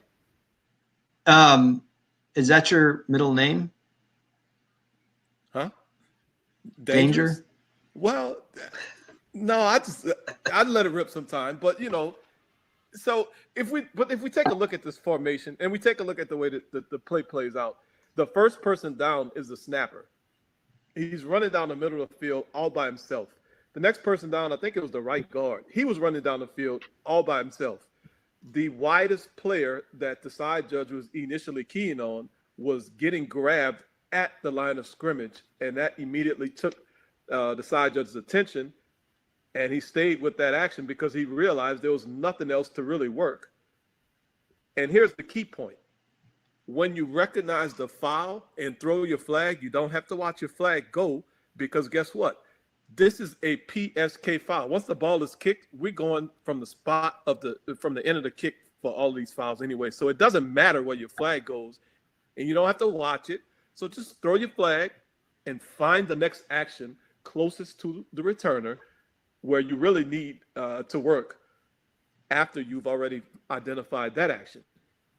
So I think it is appropriate for the side judge to work that foul, but it is dangerous if the side judge is not disciplined enough to immediately get back to where the crew really needs the help and where the back judge needs the help, which is right in front of the returner. Yeah, I agree. And would you agree, Tuta, that on a play like this where you have a sense of how all of these threats are developing relative to the returner and those first kind of threat guys, that gives you a little bit more freedom? Absolutely. Yes. So yeah, like I was saying, the first people to come down were running all by themselves. So if I stand there and I watch the first person down like I'm prescribed to do, then I'm really not helping anybody. Like, look at the dude, he's running up the hash all by himself. There's nothing for him to do. So why would I sit there and watch him when there's a bigger threat? And that's kind of what we let off with. Find a way to help the crew. Mm-hmm. Hey, absolutely. Guys, look, we have actually intentionally not talked a whole lot about offensive holding because we kind of all agree it's really not that compelling. I mean, holding is holding, and we're going to have 50% think it's not, 50% think it is. But on this play, what if we have a fair catch by the returner? Talk about philosophy. Talk about element of time and all these different things on what would go into making this a quality call or not. Oh, geez. Well, this particular play, we got to look at the timing of the restriction, the timing of where the returner caught the ball, and the location or proximity. I'm going to use Daniel's four-syllable word. The proximity of the restriction to the catch of the kick. In this situation, I would say that the hold happened so early that we would already have our flag out. We wouldn't have any idea that there would be a hold. Now, if the hold happened a lot later, and then we had an idea that the returner gave a fair catch signal, then I would say, yeah, we probably want to hold our flag.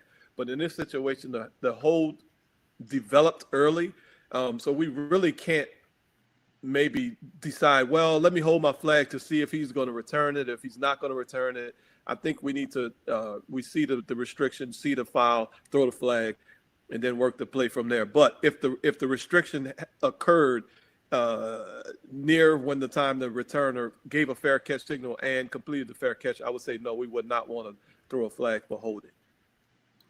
But in this case, I mean, the element of time there's such a delay.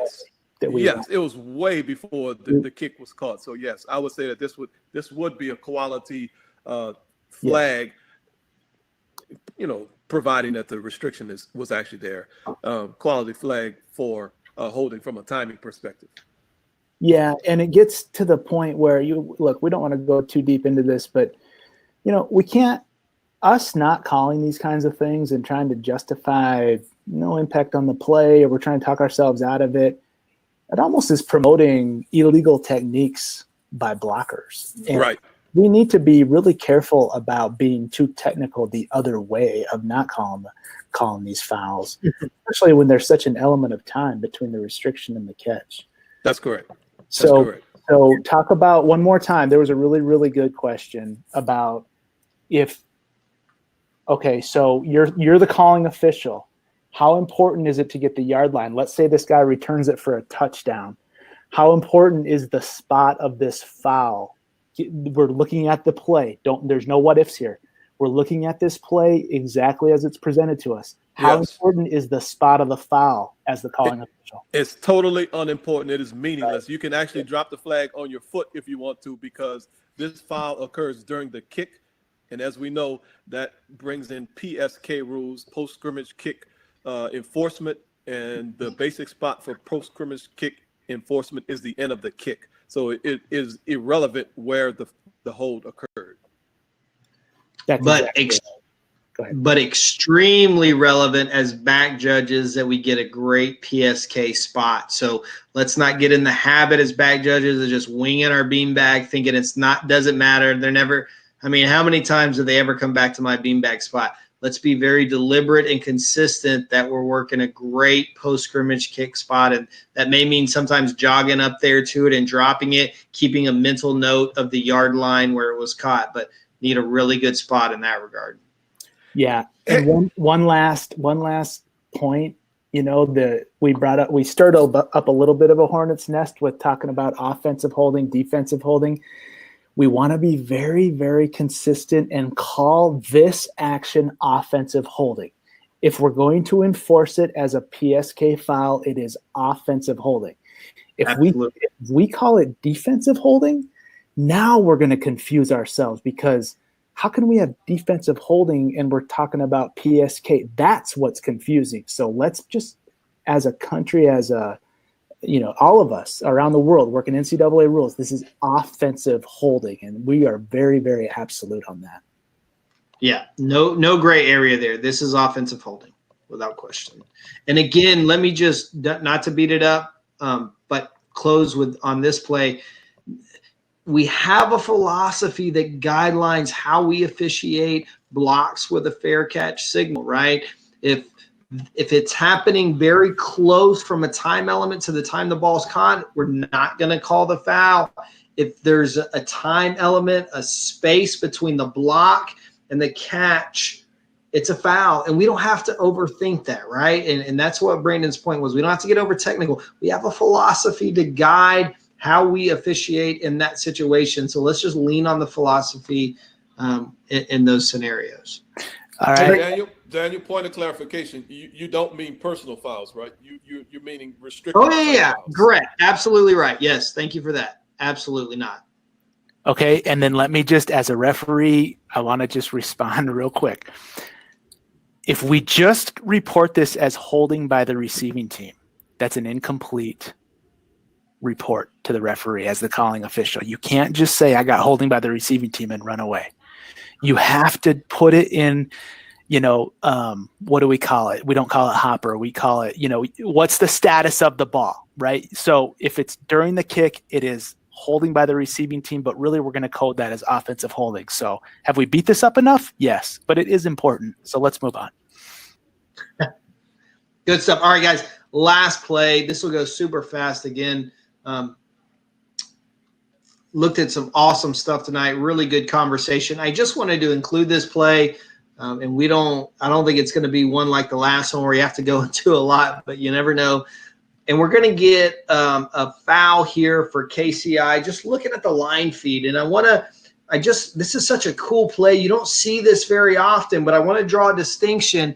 We've looked at two plays tonight where a kicking team member was blocked into a returner. And we're going to kind of see a contrast of that in this play where we're going to see contact by a return team player, but we're going to see a kicking team player who is very much in control of his body and collision the returner and impede in his opportunity to catch that. So I just wanted to include this one because It's really unique action. We don't see this very often. And two, we can't officiate this lazy. We can't just see, oh, wait, there's contact by the return team, so we have no KCI. That's not what the rule says. He's got to be blocked into. We need the return team to cause that contact, not what happens here. The kicking team member causes this contact. He just happens to also be in contact for a receiving team member. Another. We mentioned this earlier, and I think our first blocked into play, but let's suppose that B16 is a really strong dude. He's got his position, and B9 collisions him and just blows him up and knocks him back into the returner. Well, that's a different scenario. We would not have a foul for KCI. But again, just a really unique play we don't see very often, so I wanted to include it tonight and give everybody the opportunity to just kind of see this action and then bank it for future reference. Anything you guys want to add to this play that maybe I didn't mention? Nope. I think you did a good job on that. So, Daniel, let's go back real quick. You may have something going on, but I'm just here to talk football. Isn't that why we created this? I think yes. So. That is right. Yeah. Look, and what time is it? Okay. Oh, we're an hour and 25 in. I'm still here to talk football.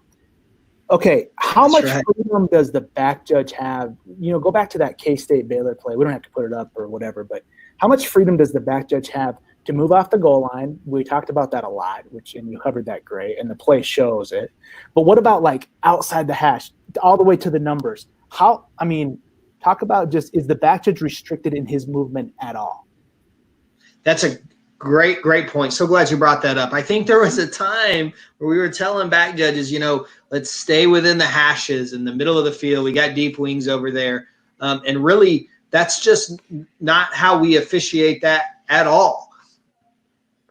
Guys, back judges, let me just tell you right now, very, very point blank, we're working sideline to sideline. So put yourself in a position to officiate the action.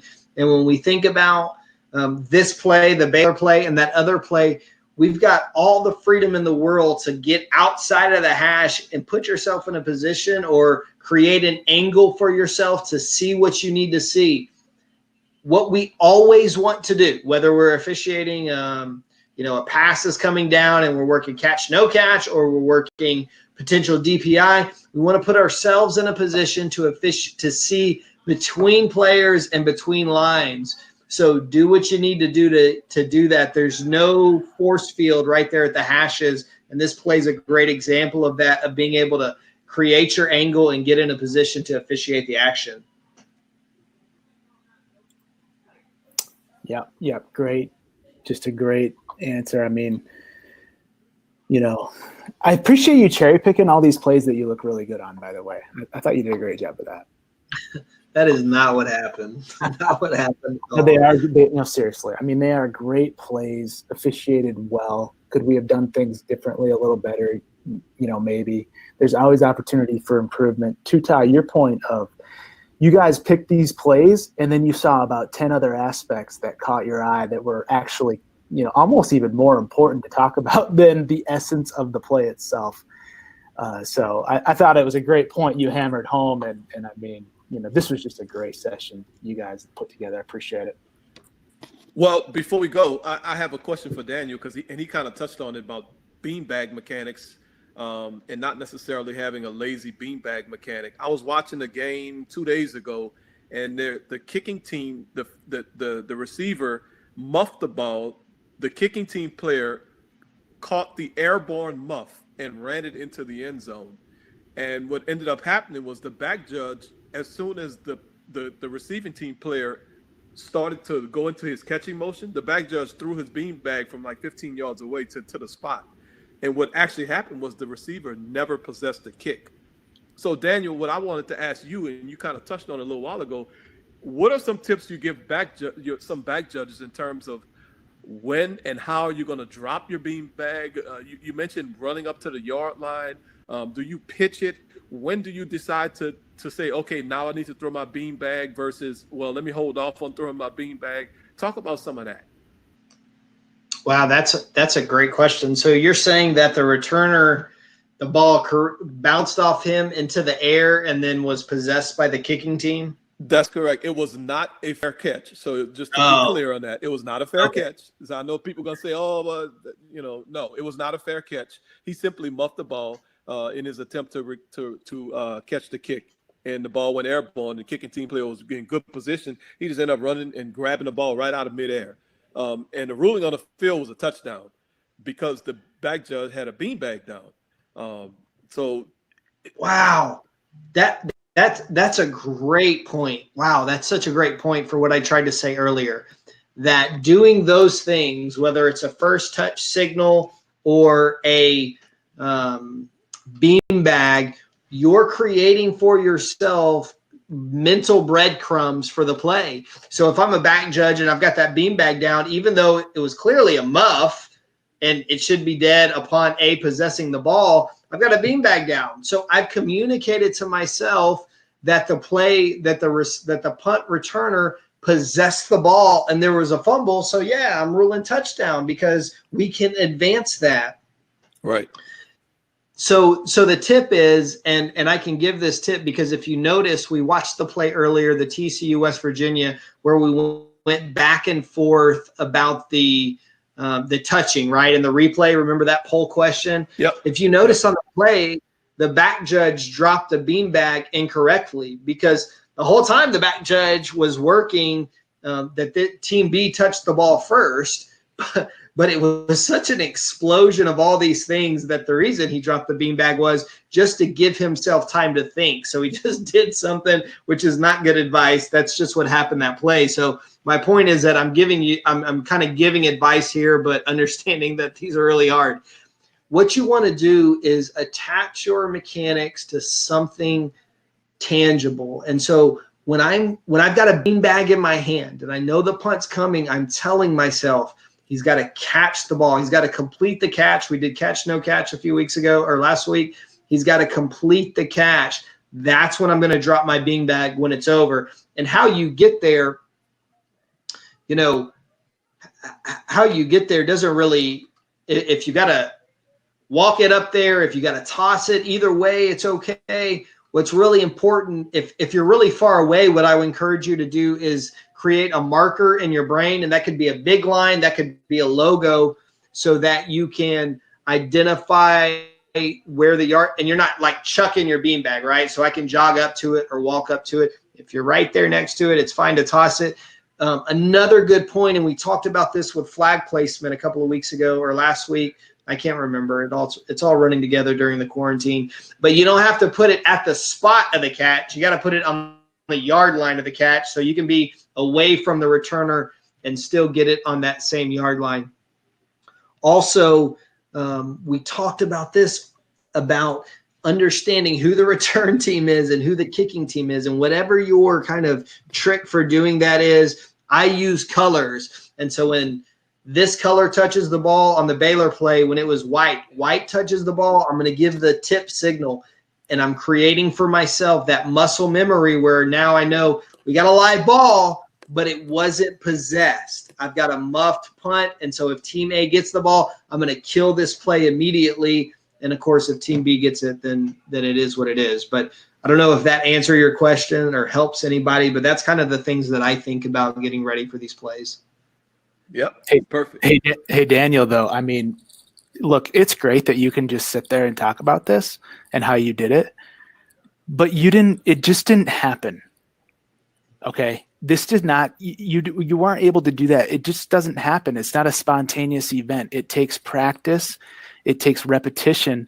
But you've talked about earlier where in practices and spring games and fall scrimmages, you don't really see punts. So how do you load yourself? How do you prepare yourself to actually execute when everything matters? So the first tip I tell everyone is there's no substitute for live action. So even when I'm on a spring scrimmage or a fall scrimmage, I'm an idiot out there with a punt returner when nobody is coming towards him and they're just doing reps, even in practice before it starts, and I'm dropping my beanbag, I'm coming up to it. If he muffs it, I'm giving the tip signal. Same thing in pregame, like look like a total moron out there. But I know, like we talked about at when we first started this session, that these plays represent far less. I don't have the data, but far less than 10% of all the plays we're going to officiate. So I've got to leverage every opportunity to do this live that I can. And then if you can't get live reps, the next best thing is watching a lot of film, right? And going through not just these like blow up plays that get all this attention, but very routine plays where I can get mental reps, where I can watch a returner catch a punt and even say out loud. And my wife is like, what are you talking about? Beanbag. The catch is over, beanbag. Or, oh, that's a muff signal, right? So it's really just about being cognizant that this is a unique situation relative to all of the other plays that we're going to officiate, and leveraging every opportunity first in those practice situations, and then secondly on film. So two times. I think Daniel has it easy though. He's only got the returner to watch, and he's got to go with the ball. You, as a side judge, you've got to think about transitioning to different blocks. How do you set that up mentally? We saw a lot of great examples of that, and actually, if we're honest, we saw some examples that we could have got better throughout the session. So, I mean, you've really got everything coming at you from a blocking perspective that's different from normal plays. So how do you set yourself up for that? Because you don't get reps either during the sprint. Right. And to echo what Daniel was saying, first of all, we have to watch film. And we can't just watch like he said, the blow up plays. Think about the first play we watched tonight. There was literally nothing happened on that play. It was just a simple return that went out of bounds. And we spent 15 minutes talking about visual mechanics on who should see this block if the block occurred. And that's the type of stuff we have to do all the time. I guarantee everybody has a catalog of punt plays. Turn them on and just watch and see, where should I be looking? Where should I be looking? Did I see this? Should I have seen this? And then when we get out onto the field, the first thing is getting deep, as we mentioned on our pre-snap positioning. I get 15 yards behind the returner. And it may seem like I'm in a whole nother county, another area code, and I don't care. Because what that allows me to do is sit there in a calm, peaceful manner and be able to evaluate, okay, what block is the biggest threat? So as the play begins, first thing we need to notice is, what is the formation? How wide is the widest person on my side of the field? Is there a player lined up, heads up on him? Which way does he take his step? Does he take his step to the outside? Does he take his step to the inside? If he takes his steps to the outside, he may has a potential for getting pushed out of bounds. So then I can take a peep and see, okay, who's the next person next to my first person? Which step does he take off the line of scrimmage? Does he inside release? Does he outside release? Who else is coming down the field? And we're going to have to get really quick eyes. You're going to have to get really, really, really quick eyes and just boom, boom, boom. Quickly find areas and see, are they a threat or are they not a threat? If they're a threat, stay with it. If they're not a threat, move to something else that may be a threat, and continue to look for areas that are threats as the play develops. And then all of this happens, of course, in 6 seconds. People get knocked all over the place. The play ends, and then the crowd is booing, and you realize, dang, I just missed a horse collar tackle on my returner. And then, so it's really tough, but we just have to practice, and film work.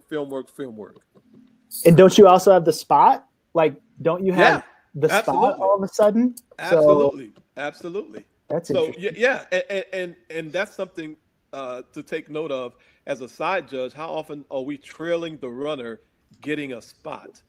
Less than probably 5% of the time. I would say less. It might be less than 1% of the time. I mean, we just never do it. As a deep official, we never get spots. So we have to figure out, how do I get a spot in this situation? And we're so used to looking at blocks. How do I look at blocks and watch the runner? And it's just something that we just have to work on and just continue to hone our craft. Yeah, and and you guys will have fouls, and I just always love, you guys are so cute back there with your flag. Hey, and you get so excited about fouls. Referees, we just want to help our crewmates and just really because was it during the kick? Was it during the return? Sometimes we forget that simple little detail of reporting fouls because like the guys have talked about tonight, these plays are crazy. There's a lot going on. It stresses I think, Daniel, it stresses our mental capacity to process all this stuff, so sometimes it's just nice, I think, for the referees to have it in their framework. You talked about creating breadcrumbs. I hadn't heard of that before, but I kind of like that. I think I'm getting there. Just to say, look, this is our muscle memory for kick plays. Was it during the kick or was it during the return? And let's just help our guys report. You see what I'm saying?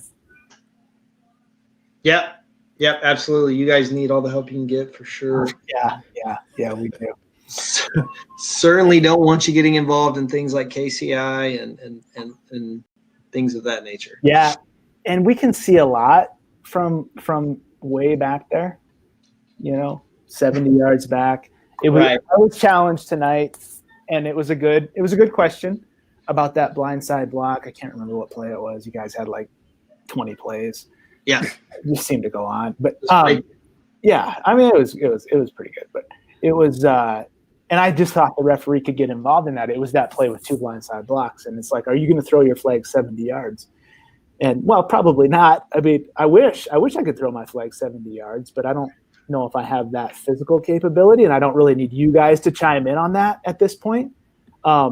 But yes, we're going to make that call if we are 100% it's a blindside block, and then we just got to put the factors together. I don't know how much we're going to get involved in KCI though. To your point. Well, it's not pretty if you try to. I can assure you. All right. So did we cover the rules of the line of scrimmage on punt plays, or should we break that down too? Yeah, let's dig into that. I think it's funny though. No, for real, our line of scrimmage guys they're very particular on formations. And when do we see kicking teams really try to push the edge on formations? Because I think it's hard for those guys. A lot of those guys are really in the game to cover the kick. So maybe think about it. All of a sudden you're a right guard, but your job is actually to cover the kick. But you got to figure out how to line up on the line of scrimmage and maybe block for, like in the college game, you got to block for a period of time. And then, oh my gosh, do you have a rugby style kicker? Do you have a traditional kicker or what? But really, as a offensive lineman, quote unquote, in the kicking game, your job is to go cover the kick. So those guys try to get every advantage they can by lining up in the backfield. And I love our line of scrimmage guys who basically, I've seen it where they will write down the warning. They'll write down and we don't want to get in the habit of this, by the way, but they'll write down the warning on their game card that they're going to give the special teams coach about the alignment of the kicking team. And so that's kind of a funny joke. Yeah, man, they just got to insert themselves any way they can. No, but we see it a lot, and to the point where like, are we getting too lenient on that? I don't know. It'd be interesting to talk about what are we looking for from the kicking team? Do we allow them to kind of V back at tackles, or are we just basically free for all there? I feel like we want to enforce the rule as much as we can and be consistent, or else it's just going to turn into a free for all, isn't it? Yeah, you see those. You really do, in all seriousness, where you've got a very significant space between the center's rear end and even the next guy, the guard, which you never see the guard in the backfield on a scrimmage play, but right. On a punt play, you'll see the entire side of the line. And so that's a really genuine concern for the line of scrimmage guys, and kind of working through how they're going to officiate that and adjudicate that throughout the course of the game. It's that kind of old refrain where let's be proactive in pregame if we can. Let's talk to whether it's a special teams coach or whoever, if we get the opportunity to do that. And then if we see something that's borderline and making us a little uncomfortable early in the game, let's communicate like, coach, we know it's a punt, different scenario. We really need your guys up on the line. And then after that, let's make it rain. Yeah. Yeah, I like Winkley's. I think he put a punctuation on the event. But Darren, we're just going to keep going. Daniel, I feel like that was a punctuation mark. I don't know what he's doing, but that's a punctuation mark. So Daniel, talk about KCI with targeting. I mean, what the heck? You didn't talk about KCI with targeting? What about when Replay puts it on? Or how do you work through that emotionally? I mean, that's a big deal. Man, I will tell you, I have yet to call KCI with targeting. I'm really disappointed. Looking forward to that. Had a play a few years ago where Replay put on KCI, and ultimately what we had, golly, that's a great point. How do you deal with that? Ultimately what we had was a forearm to the head of the returner. Didn't feel like it really met the standard of KCI. Didn't have any indicators. But guess what? This was the first year that Replay was able to put targeting on a play. Yeah, targeting on a play.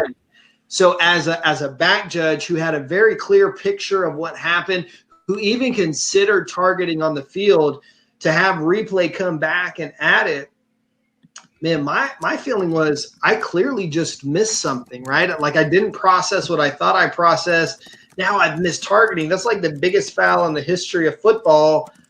That's a very uncomfortable feeling. So the connection for that is that doesn't have anything to do with KCI at all, but rather now that I've experienced this like kind of traumatic episode on the football field, guess what? We're halfway through the game and I've got to play to officiate on the next snap. So how do I move on from that?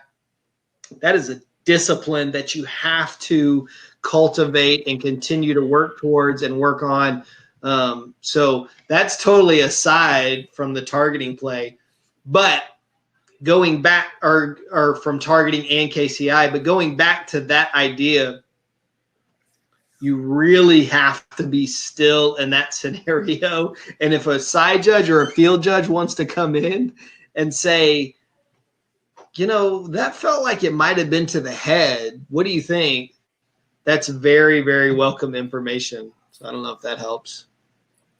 Well, I will tell you that I know a side judge, ex-side judge, and 99% of the time he has no idea what happened with that contact if the returner is in the middle of the field. Yeah, he doesn't. I agree. So if you're looking for some help from the side judge or field judge, you might not be getting it. Not too much of it, at least. Yeah, no, and but on a serious note, don't let me misrepresent that. I'm not looking for help in that scenario. No, I know you're not. But because really, we can't as back judges expect for help on KCI unless a guy is being blocked into a returner. We're not looking for that at all. However, if you have something in that scenario, if we have a flag down for KCI and you've got a sense of it, would certainly welcome that help. Right. Keep talking. I got a question about play 2 from the referee and center judge position, which is really important, but you guys just keep talking. What's your question? Well, I'm trying to answer the question. You can't pause the video, so I'm trying to do that. I'm not pausing the video. I'm working through the play. Okay. Just keep talking. We were done. Daniel was he was trying to fill up space. We yeah. were done. No. Those are valid points. Full disclosure. Hang on. The question was texted to me, which I appreciate, but we can talk. Actually, we can answer number 2 right away, and then let me just load myself on this play. Number 2, the question was, how do I stay out of trouble talking about other things I see on field from other positions? Oh, so let's answer this question live, from a live perspective on the field, but then maybe from a self-evaluation, crew evaluation perspective off the field. So how do I stay out of trouble talking about other things I see on field from other positions? It's a really good question. I think it starts with trust. It starts with trust. It starts with understanding who our crewmates are. It starts with understanding that our crewmates are well-intentioned. And it starts with us all having a belief in each other that we are good officials and we're working to work the game in the best and most efficient manner possible. Now, if I see something that was not necessarily in my area of concentration or area of responsibility, and I bring it to an official, I'm not going to run up to him and say, well, why did you miss that blindside block? We're looking at a blindside block on display. You missed that blindside block. What I would say is, hey, did you see the block by number 1 at the 35-yard line right as the play was ending? And then we would begin a conversation from there. And if that official gets offended by me asking, hey, did you see such and such? Then, then we obviously have bigger problems than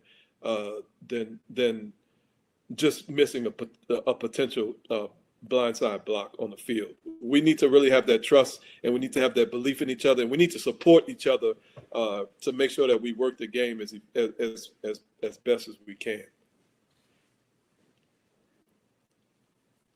Yeah. And so, play 2, this is really interesting, and I don't know who the kicking team is. I think the receiving team is Texas Tech. Montana State, aren't they the Grizzlies? No, I mean, good try. Bobcats. Thank you. I'm sorry. Montana's the Grizzlies. Montana State Bobcats. Guy's never worked an FCS game in his career. I'm not one, just fast tracked. So, okay, let's talk about end zone view behind the kicking team. Referee, it's kind of like this shift catches your attention, and obviously, that's hugely important. But then everybody's going to become set. It's not a normal college scrimmage kick formation, which we want to understand because there might be gaps in protection, but really the punter's never threatened. Kick is off. I know we got to have attention with the kicker, but we can really move our vision right down. Man, and I feel like I'm playing the result on this because I know what happens. And it's so easy to talk about, I would have had that from the referee position. And I'm being very, very almost like boisterous about it. And I don't know if I would have had it live, but I just know that I am in the habit of getting my vision on a return that goes into my side of the field, getting my vision deep into an area between the numbers and the hash. And I always try to talk to myself about that from the referee position. So, Tim, I hope that answers your question, man. And if you disagree, that's okay. So personally, I think the trap we can get into here is maybe staying too far into the middle of the field and just watching players run. Okay. Again, it's so easy just to play the result because we know what happens after looking at the play 25 times. And so we're just trying to be real here. But if we're just watching players run in the middle of the field, that's really not where things happen. Things happen out in front, more as the return develops. And so I just think referees kick to your side, return going to your side. And honestly, this is a rare kick that this returner actually catches this ball in the middle of the field. How often does that happen, Daniel? I don't think very often. But either way, Love it. Yeah. Oh, you like it when he catches it in the middle of the field? Yeah, because I don't have to move a lot, so I can keep that angle that I want to keep really easily. Right. And but it really doesn't. To catch. I mean, aren't they trying to kick to this outside the hash most of the time? That's what they want to do, yeah. Yeah. So, as a referee, again, either kick. Usually it's going to be a kick to your side, or to me, Texas Tech, the receiving team here, is setting up the return to your side. And we can sense that just the way the players flow and the way everything happens. Honestly, I look for the players out on the edge. See that guy raising his hand right there who actually delivers the blindside block? Man, I would hope to pick that up fast.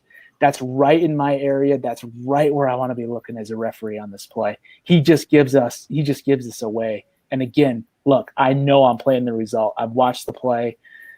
It's not one time. I'm not seeing it for the first time as I keep talking through this, but I really would hope to recognize that body posture of him raising his hand and he's what did people say? Carrying the brick. I mean, that's what he's doing. Look at him.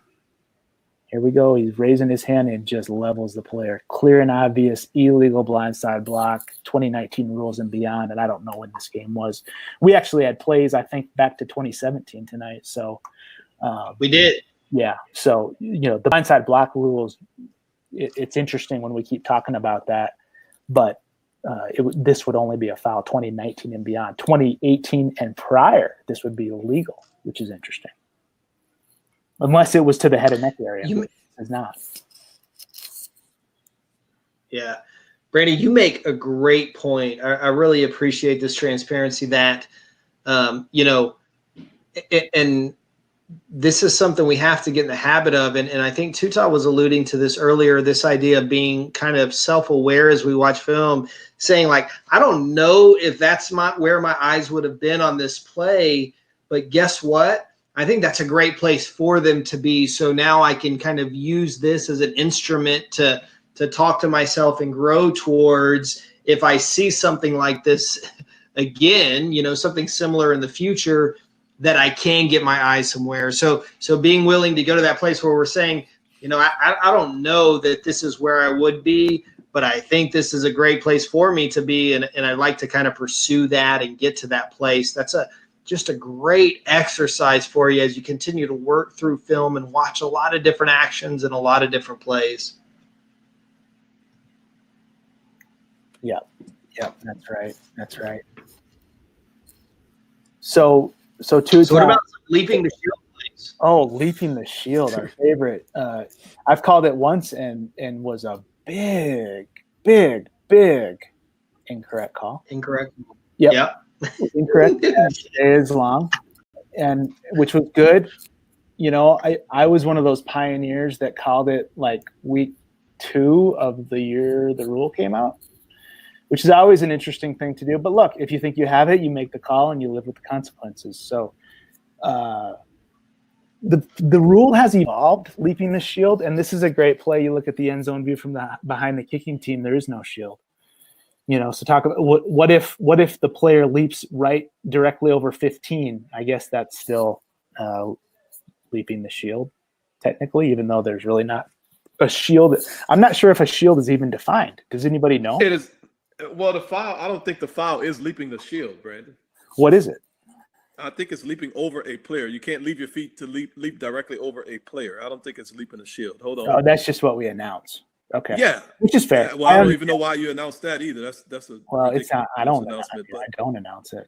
I've announced. Well, you did that time you threw the bad flag, and it was incorrect.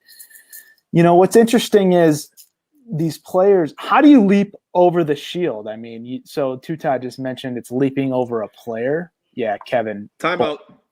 What? Here we go. FR 92. Oh, here we go. Hey, I love this. 9111B. It is a foul if a defensive player moves forward and tries to block a kick or apparent kick on a field goal or oh no, that's not it. That's the wrong. No, you're in the wrong. You're in the wrong section. I feel like here we go. It's C. No, it's C. Hey, here it is. I was just reading B. It should be going well until you tried to reference the rules. Yeah, I got the right one. It's a foul of a defensive player who is inside the tackle box tries to block a punt by leaving his feet and leaping into the plane directly above the frame of the body of an opponent. It does not say anything about shield. You know, that's interesting. And in fact, like we just talked about, Kevin, in the chat, LPS is our code. So we're almost preconditioned to call it leaping the shield.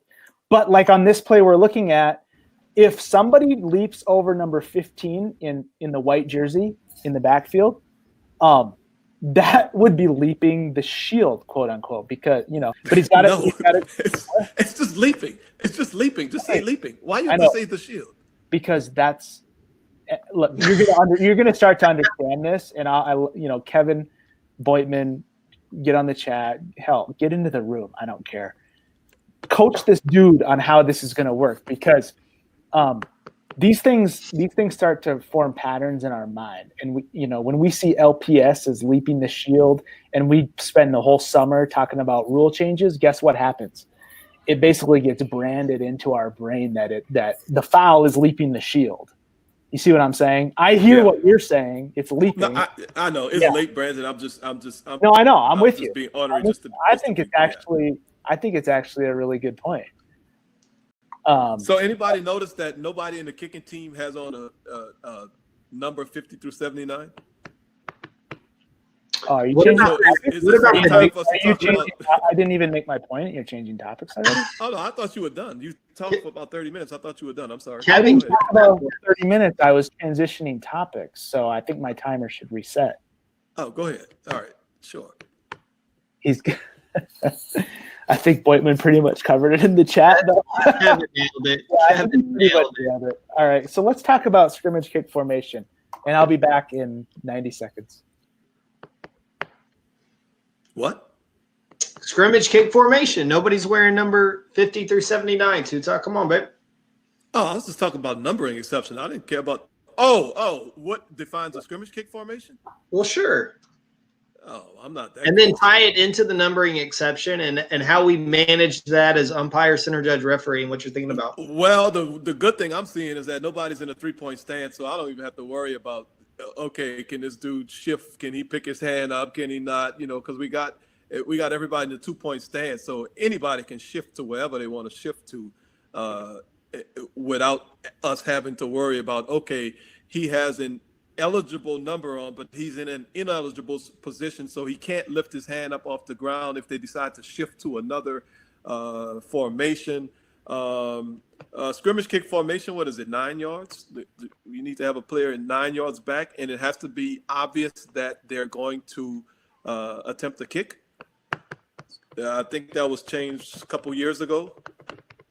What else we want to talk about? I don't know. Kevin probably knows. Let's talk about this in all seriousness. This is a good conversation. Let's talk about eligible beginning, starting as ineligible and then becoming eligible. Sorry, I was trying to figure out how to articulate that. So thinking about the numbering exception, if we're an exception and we start out in the formation, we're covered up, we're ineligible. How do we work? What's the mechanics to get that right? I think you just need to make sure that if the hand is on the ground, then you got some thinking to do. If nobody's hand is on the ground, then there's really no thinking to do because everybody can shift wherever they want to shift. If it's a smooth shift, if the hand is not on the ground. Unless I don't know what I'm talking about. Yeah, no, I think you're good. Just my point was, and I don't know, maybe this will make it into one of our rule sessions we have left, that if when that scrimmage kick formation, if a guy is a numbering exception and he gets locked in and he's ineligible, and then we have a shift that changes to where he becomes eligible. That's correct. That's an illegal formation. Yes. That's right. Somebody asked a question about the clock. That's a good question. Chris asked a question about the clock, including my watch on the field. So, Chris, you can tune in to Deep Wing Mechanics, and I'm gonna answer your question right now. But I also want to let you know, Deep Wing Mechanics, we're gonna go through A to Z of Deep Wing Mechanics, including I have already typed out my pre-snap routine. So I'm going to talk about my pre-snap routine. And 3 times in my pre-snap routine, I look at the clock, at least 3 times. And I'm kind of nuts, so I look at the clock maybe more than that a lot of times if there's nothing really going on. But as soon as the play is over, if I'm the covering official, I can easily kill the clock with my hands and then look up to the game clock to see what the time is. And I'm just going to bank that time. I'm not going to stare at the clock. I'm going to bank that time, look up real quick. Okay, 6:13, and then go back to doing whatever it is that I'm doing. If there is a threat on the field and I'm the covering official, I need to clear the threat before I look at the clock. The first thing I'm going to do is finish the play. And if it's a situation where I need to go into the bench, if I need to get a player out, if there's some action going on the field that takes my attention away, then I may not see the clock at all. But what I would hope is every play, I know what the clock should be at the snap, or at least have some idea what the clock is at the snap, and then I would know, okay, each play is about 7 seconds long. By the time this play is over, punt plays are probably a little longer than that, maybe 10 seconds. So whatever the clock was at the snap, it should be about 10 seconds less by the time I look up. Now, if we got all kind of other stuff going on, then I need to clean up other stuff that I look, and I need to maybe just make an adjustment there. Now, in terms of a watch on the field, I do not use my watch on the field, and I may not be the right person to ask. You may want to ask someone else how they do that, because I do not stop the clock using my watch on the field, because the game clock, in my opinion, is the game clock. And if something needs to be adjusted, I'm not going to look at my watch and say, oh, we need to change the game clock to what my watch says, because I don't believe that that's the way we should work it. I personally just work the actual game clock that's in the stadium, and that's the clock that I use as the official time, and I'm checking it 3-4 times every single play. But that was a good question. Hopefully I answered it. Hopefully that answered your question. So, but okay, we can quit talking about punts. I mean, yeah, I guess we've transitioned. So, I mean, well, hang on. So you're talking about your wristwatch. This always has bugged me. I've seen more examples than I care to see of officials who think they have to keep time of the game, and they almost emphasize that mechanic over either dead ball officiating, communicating with another official, right? Maybe even ball mechanics, although that's kind of on the same level. Like ball mechanics are pretty much meaningless. Yeah, they're useless. With regard, we don't need to worry about the ball. So I mean, gosh, isn't that wristwatch mechanic kind of like obsolete? And that's not obsolete, but it's how important is that really? In my opinion, it's not important at all. Now, there are going to be people that disagree, and they may have a better perspective on it than I do. But in my opinion, that is a useless mechanic, because at what point in time are you going to look at your watch on your wrist and change the clock that's on the scoreboard to match your wrist? Or are you going to end up changing, which is what normally happens 99.9% of the time, the official who keeps the watch on their wrist, they change their wristwatch to match the scoreboard. So if you're going to do that anyway, why not just use the scoreboard? Yeah, I guess the only other thing I would think about is we have a dead clock. We're coming out of a dead clock, all right? And then maybe we have a false start or something. Yep. And the clock operator unfortunately runs seconds off. Yep. And for whatever reason, you did not adequately index that dead clock time in your mind. Maybe then, but again, you've already adjusted your clock to probably what the scoreboard was after the previous dead ball. So, you know what I mean? Yeah, no. So first thing, Brandon, that is what we cover when we talk to our clock operators pregame. And I'll try to make sure I also have a copy of my pregame that I have with the clock operators. That's the first thing that I cover with them. Not the first thing, but that's one of the main things I cover with them. Do you write the clock stoppages down? Actually, I don't even ask that. I say, who writes the clock stoppages down? Because I don't want to ask them if they do it, because I need them to understand that somebody needs to be doing it. So then we talk about, okay, most of the time they say, yes, I write the clock stoppages down. I say, okay, are you the person that adjusts the game clock, or are you, or someone else?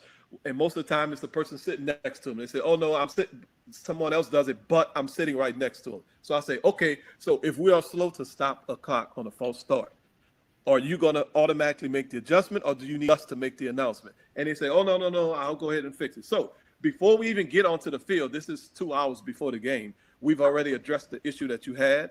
And then once we get on the field, if I am doing my job and we have a dead clock, I know exactly what that dead clock is. So if we lose time, I should be able to immediately get on the 020 or run in and tell the referee, nope, it needs to be 3:22. We lost however many seconds. And I get the whole idea about differing. This is going to be a really funny statement. I get the whole idea about differing capabilities because of D2, D3, JUCO. But guys, I don't want to hear it. No. We have the worst clock operators in the country. Yeah, I don't want to hear that. I don't want to hear I work in D2 and they don't live. I don't want to hear that. It's the same everywhere. Yeah. If you're doing that, then what you're saying is that I'm not a good enough side judge to make sure that I give a good pregame, and I'm not a good enough side judge to watch the game clock to do my job. And I'm not going to sit here and blame a D2 clock operator. That's BS. We're not going there. No, we can't go that route. Our job as a side judge, field judge, and well, I guess you want to throw the line judge, but I don't depend on them. I know we still got David Young in the room, but I don't depend on them. I'm going to work the clock.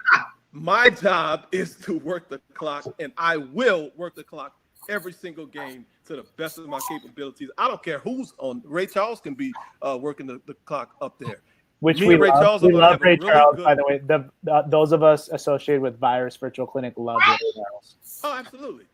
Ray Charles and I are going to have a really good pregame, and I'm going to ask Ray Charles, hey, Ray, who's your spotter? Who's going to tell you when to click that button to stop it? I don't care if he's blind, but he's going to have somebody, and we're going to talk about everything, and we are going to work the clock. So let's not use an excuse. I work in D2. I work in D3. I don't want to – let's not even go that route. I think we're on the same – and I understand the perspective, and it's easy for us, I guess, to talk differently. But look, we have so many clock issues every single game of every single season. It's just it's really tough. But and then malfunctioning clocks, Wink. I don't know. I mean, look, how many games have you actually had malfunctioning clocks? I would throw back. I can answer that question. We've had some, but I haven't. Question. But I'm just going to say, from my perspective, before I throw it back, I haven't had a differing proportional amount based on the level. Basically, what I'm trying to say is, I work whatever level I work, and I've had the same amount of, malfunctioning clocks from a proportions perspective. I've had as a side judge who works the clock, and I like to think that my goal is to be the best clock official in the world, not the country, not the state, not the conference, but the world. That's my goal. I've had the clock malfunction one time and had to actually keep the clock on my wrist. One time I just finished my 11th year. One time. And that's well over 100-something games, so that's less than 1% of the time that the clock actually malfunctions. And we got the clock back working in short order. Yeah, I've had the same experience. I've had one game clock malfunction, and I was the line judge, and it was back in the day when the line judge, we needed more responsibilities from the line of scrimmage. I guess the deep guys couldn't handle it at that time. They hadn't evolved. So the line judge had it, and so I kept the clock on my wrist for literally 1/4 of a quarter. And then last year we did have a play clock go out for the first 5 minutes of the game. And that's about it. I mean, all other clock errors I would attribute to us on the field because we didn't catch the errors of our clock operators. That's correct. I've got a question. So what about, let's say we have a free kick situation and we kill the clock stops appropriately, we check the clock, just saying we as in whoever, right? As a back judge, I check the clock stops. So we've got team A coming on, ready to snap the ball. We know it's going to start on the snap, but then and this could happen in any situation. The clock just starts for some reason. The referee starting the 25-second play clock is probably what initiated, and the clock starts before the ball is even snapped. Like what kind of tips, or how do we catch that kind of start where it's not one of those, okay, it's a dead ball, let's everybody look at the clock when we're supposed to, and that's kind of a natural thing for us, but like, how do we get it in those weird moments when the clock's not supposed to start or stop? Yeah, and that just goes back, and the scenario you're giving is the actual real world scenario, and I learned a lot from that play, which drove me to catalog the actual clock time. I wish you would have done that before. Well, I know.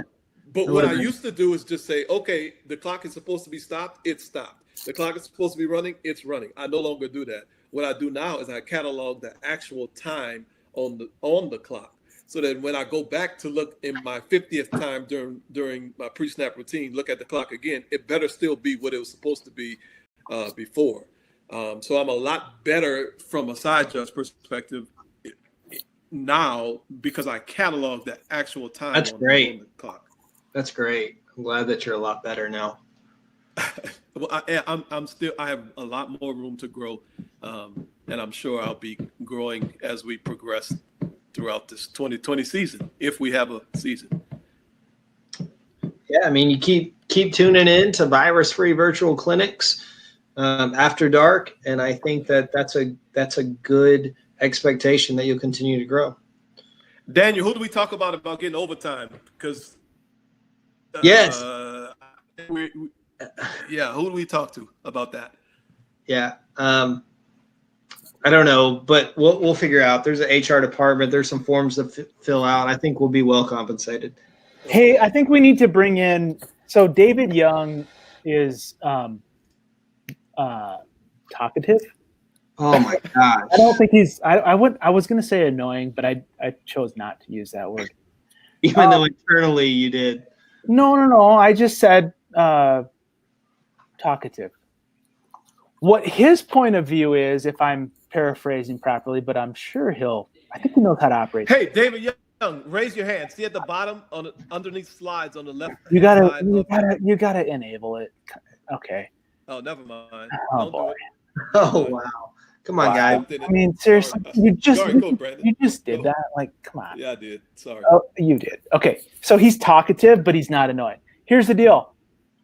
Yeah, Joe, door prizes. Look, that's when we get down to 20 people left. We're losing. 10. Oh, 10. Oh, you didn't come through with the funding? Shit. Shoot. Yeah, no. I mean, that was the initial proposal, and then after everything shook out, we had a coronavirus, so it ended up with being 10. Right. Okay. David is proposing that. Look, as a line of scrimmage guy who keeps the clock, I don't have time to actually look at the clock. I'm working plays. I'm getting spots. I'm dead ball officiating. I'm doing, I think, and David, just keep typing because I've got the feeling that you're pretty good. I bet you're at like 150 words a minute by now, based on how much you type in the chat. So with multiple errors. Right. So you got to subtract. You subtract for that. It's down to actually 100. There's a few typos, but I think his overall point is why is this so hard to keep the game time on your wristwatch as a side judge or field judge when you basically don't have as many the whole portfolio of duties that the line of scrimmage guy has as the play ends? Great question. I know it's totally unnecessary, and I would like to ask. It's not unnecessary. It's not unnecessary. It's a fair question. No, yeah. but I know another line judge who feels similarly to David, and in fact that he used that in a game a few years ago in the postseason to add like a significant amount of time to the clock after the game, but I don't know, Tutai, you were going there, so I probably just interrupted you. Sorry about that. But isn't the response is that if you're really good at checking the clock on the dead ball and live ball, that you don't have to go back to your wrist? I'm just wondering, at what point in time do we use the watch on our wrist to adjust the stadium clock? Because there is no way the clock on your wrist matches the stadium clock. It just doesn't. So at what point in time are we going to make the adjustment to the stadium clock based on the clock on the wrist? Or are we never going to do that? We're just going to keep adjusting our clock on the wrist to match the stadium clock. I'm talking during dead ball periods, timeout periods, when we look and we say, oh, shoot, my watch says 10:28, but the stadium clock says 10:22. Are we going to go to the referee and say we need to put 10:28 on the clock, or are we going to change our wristwatch to say 10:22? I think I know the answer to that, but I'll let Mr. Young answer that. So he had a comment here that, and I think it was actually genuine, although it's a little sarcastic. But I kind of know him a little bit. He says, "I honestly did not know the deeps looked at the clock that much." Well, I don't know if we do. I'm nuts. Though. Okay. I'm kind of crazy. I'm a little crazy. Well, Utah is very good on the clock. I will, relative to the rest of the nation. And I would just offer that. Let's see. I'm just trying to think real quick before I say something stupid. So I think no, that's not true. That's not true.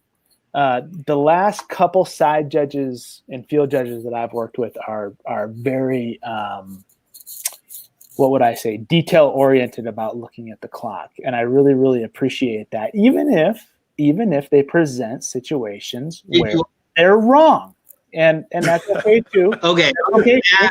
I was just going to ask if you've always appreciated that. And then also secondarily, I would ask if you've always expressed that appreciation Never. verbally. Never. Yeah, hang on. Anal's a good word, Mike Carney. I appreciate that. Now, here's the deal. Let's talk about 5x5 axiom. Oh, yeah. I feel like that's the most misunderstood axiom. Well, that's probably going too far. But it is very misunderstood, Tuta, in terms of officiating and how we actually manage the clock. 5x5 axiom, go. Yes. So basically, anytime more than 5 seconds go off the clock, and we say anytime, but obviously there's no such thing as black and white. There's no absolutes. Anytime more than 5 seconds goes off the clock during any point in the game, we want to adjust the game clock. Or anytime under 5 minutes, when 1 second goes off the clock, we want to adjust the game clock. Now, I subscribe to the 5-and-5 axiom, but I'm not strictly subscribing to the 5-and-5 axiom. Obviously, if it's 42-3 and there's 3 minutes left in the game and the clock operator went to sleep and we lost 6 seconds on a play, I'm probably going to act like I didn't see that. Because, I mean, come on, we got to use some common sense at some point in time. Now, if it's the first quarter, it's 10:48, play goes out of bounds, I see the line judge kill the clock, and then it goes all the way to 10:44, I'm probably not going to come in there and say nothing about that either, just because it's not that big a deal. But you need to know, and a lot of times what you'll be able to find out is some clock operators like to quote unquote steal time. So you'll notice. What is up with that? I have no idea, but they'll go I have a slow question. sometimes. And then, so now when it's a critical moment in the game, now you can go in there and adjust the clock when you need to. But in general, that's what the 5-and-5 axiom is. But we just need to be smart about when we make adjustments to the game clock. Let's say a coach calls timeout in the first quarter and he called it's at 6:52. We look up at the clock, it's 6:52, and the clock operator, he didn't notice, it goes down to 6:50. I'm not going to come tell a referee, okay, he actually called it at 6:50. I mean, that just, it doesn't make sense to do it at that point. But I still want to know that, yeah, it actually was 6:52, but we went down to 6:50. So it's just a matter of being aware. And I think more of it is, I come out of a game with a headache just because I'm aware of the clock. How often do I actually go in there and make a change to the clock? Very rarely. I think I did it 4 times last year, and one time was really stupid. But yeah, I was just going to ask you about that time, but first I want Daniel to ask his question. Yeah, I cannot wait for you to ask about that time, and then I have a follow up for that. But before we get there, Tuta, you mentioned earlier about having that pregame with the clock operators. Help me understand. Do you find a correlation between the quality of that pregame and clock operator performance? And then let's say you do, then it becomes very obvious why that's an important conference. But let's say you don't, right? Let's say that you go through all of these steps and you don't find an appreciable difference between the way the clock operator performs across multiple games. What's the relevance of doing that? Why do we continue to harp on that and continue to do that as officials? So I guess to answer the first question, weirdly enough, I don't necessarily find a correlation. I would not say there's no correlation, but it's not necessarily a correlation. There are times when we've had a really good pregame with the clock operator, and the clock operator goes and just lays an egg on the clock. They've had times when I'll come back from the pregame conference with the clock operator. I say, oh boy, we're in trouble tonight. And then the clock operator has no issues. So weirdly enough, but in general, an engaged clock operator and a clock operator that really knows what he or she is doing. In fact, I'm saying he or she because to me, the best clock operator in the Big 12 is actually a female. And I know we think this is a male-dominated officiating thing that we do, but the best clock operator in the Big 12, in my opinion, is a female. But if he or she is engaged and really is into the pregame, I think we'll have a good chance of having a good clock operated during the game.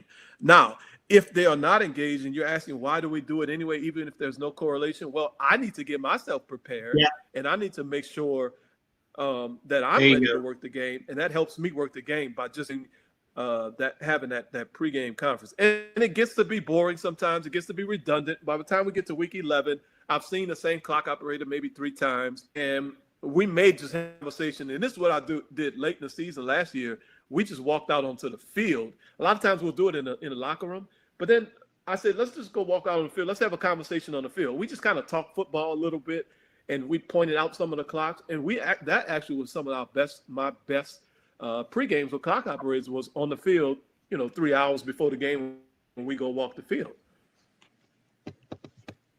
I like the technique of changing the environment for that meeting. You can actually reinforce concepts by taking them out on the field. And I know that I think the back judge does the same thing with the play clock operators. They have their meeting and it can get totally redundant. And man, when we mess up the play clock, I know all you guys like to think about the game clock a lot, but coaches really, really pay attention to the play clock. They don't pay attention to the game clock too much until we're, under 2 minutes or whatever it is based on game situation. The play clock is damn near every play. And so a poor play clock, and again, we do not blame clock operators. It is our job to make sure those guys operate the clock based on the expectations we set forth. As a conference, as a program, in the pregame, when do you guys meet with them? 2.5 hours, whatever it is. And so one technique that I heard that was really good by a back judge, and Daniel, I can't remember if this was you or another back judge, he actually, when he takes the fields, you're supposed to take the field at 60 minutes, but some back judges take the field at like 45 minutes or whatever the case is. Listen, there's extenuating circumstances. Well, hang on. Go through your go through some signals with the play clock operator. Make it reset. Reset to 25, reset to 40. Do it actually on the field with him up in the booth, and I think that's a good extension of the pregame meeting. Yeah, that's me. I do that. Yeah, exactly.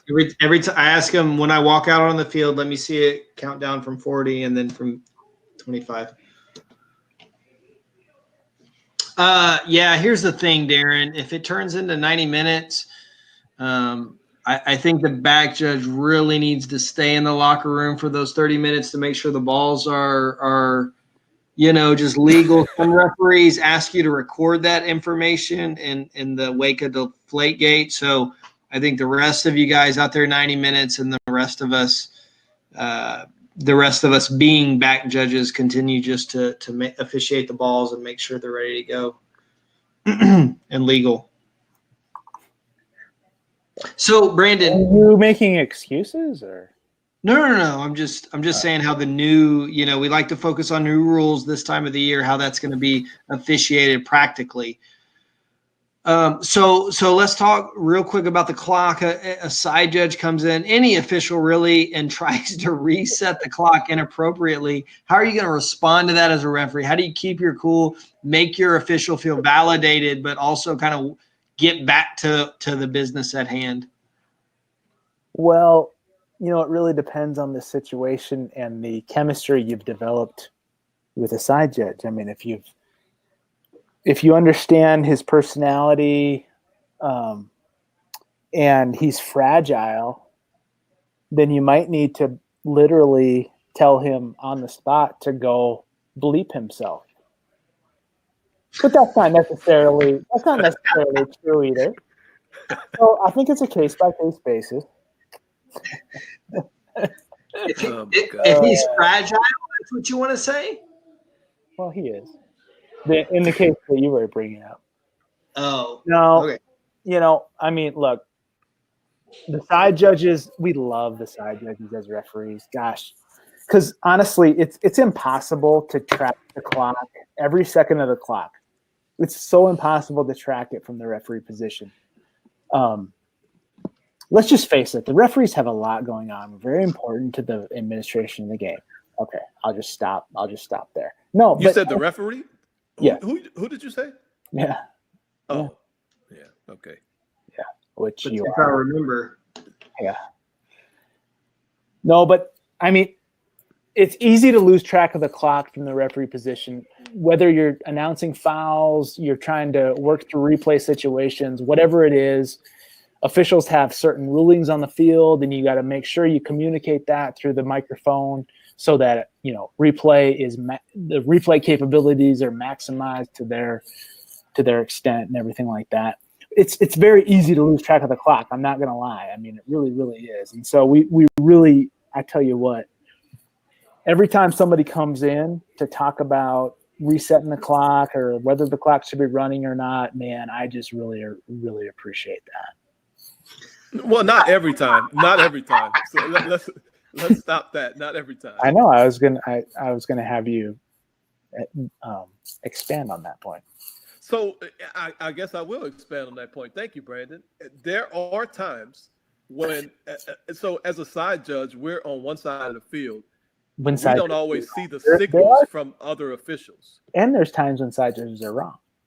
Let's just make sure that's rare, but there are times when we can't necessarily see all of the signals from the other officials. So we have to make a judgment to determine, okay, did someone stop the clock? Did someone not stop the clock?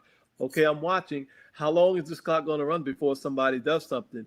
And then it's very scary to go in and just shut a whole game down and to go run in and tell the referee, man, the clock didn't stop. We need to reset the clock to X, Y, Z. It's scary because number one, you don't know if you're doing the right thing or not.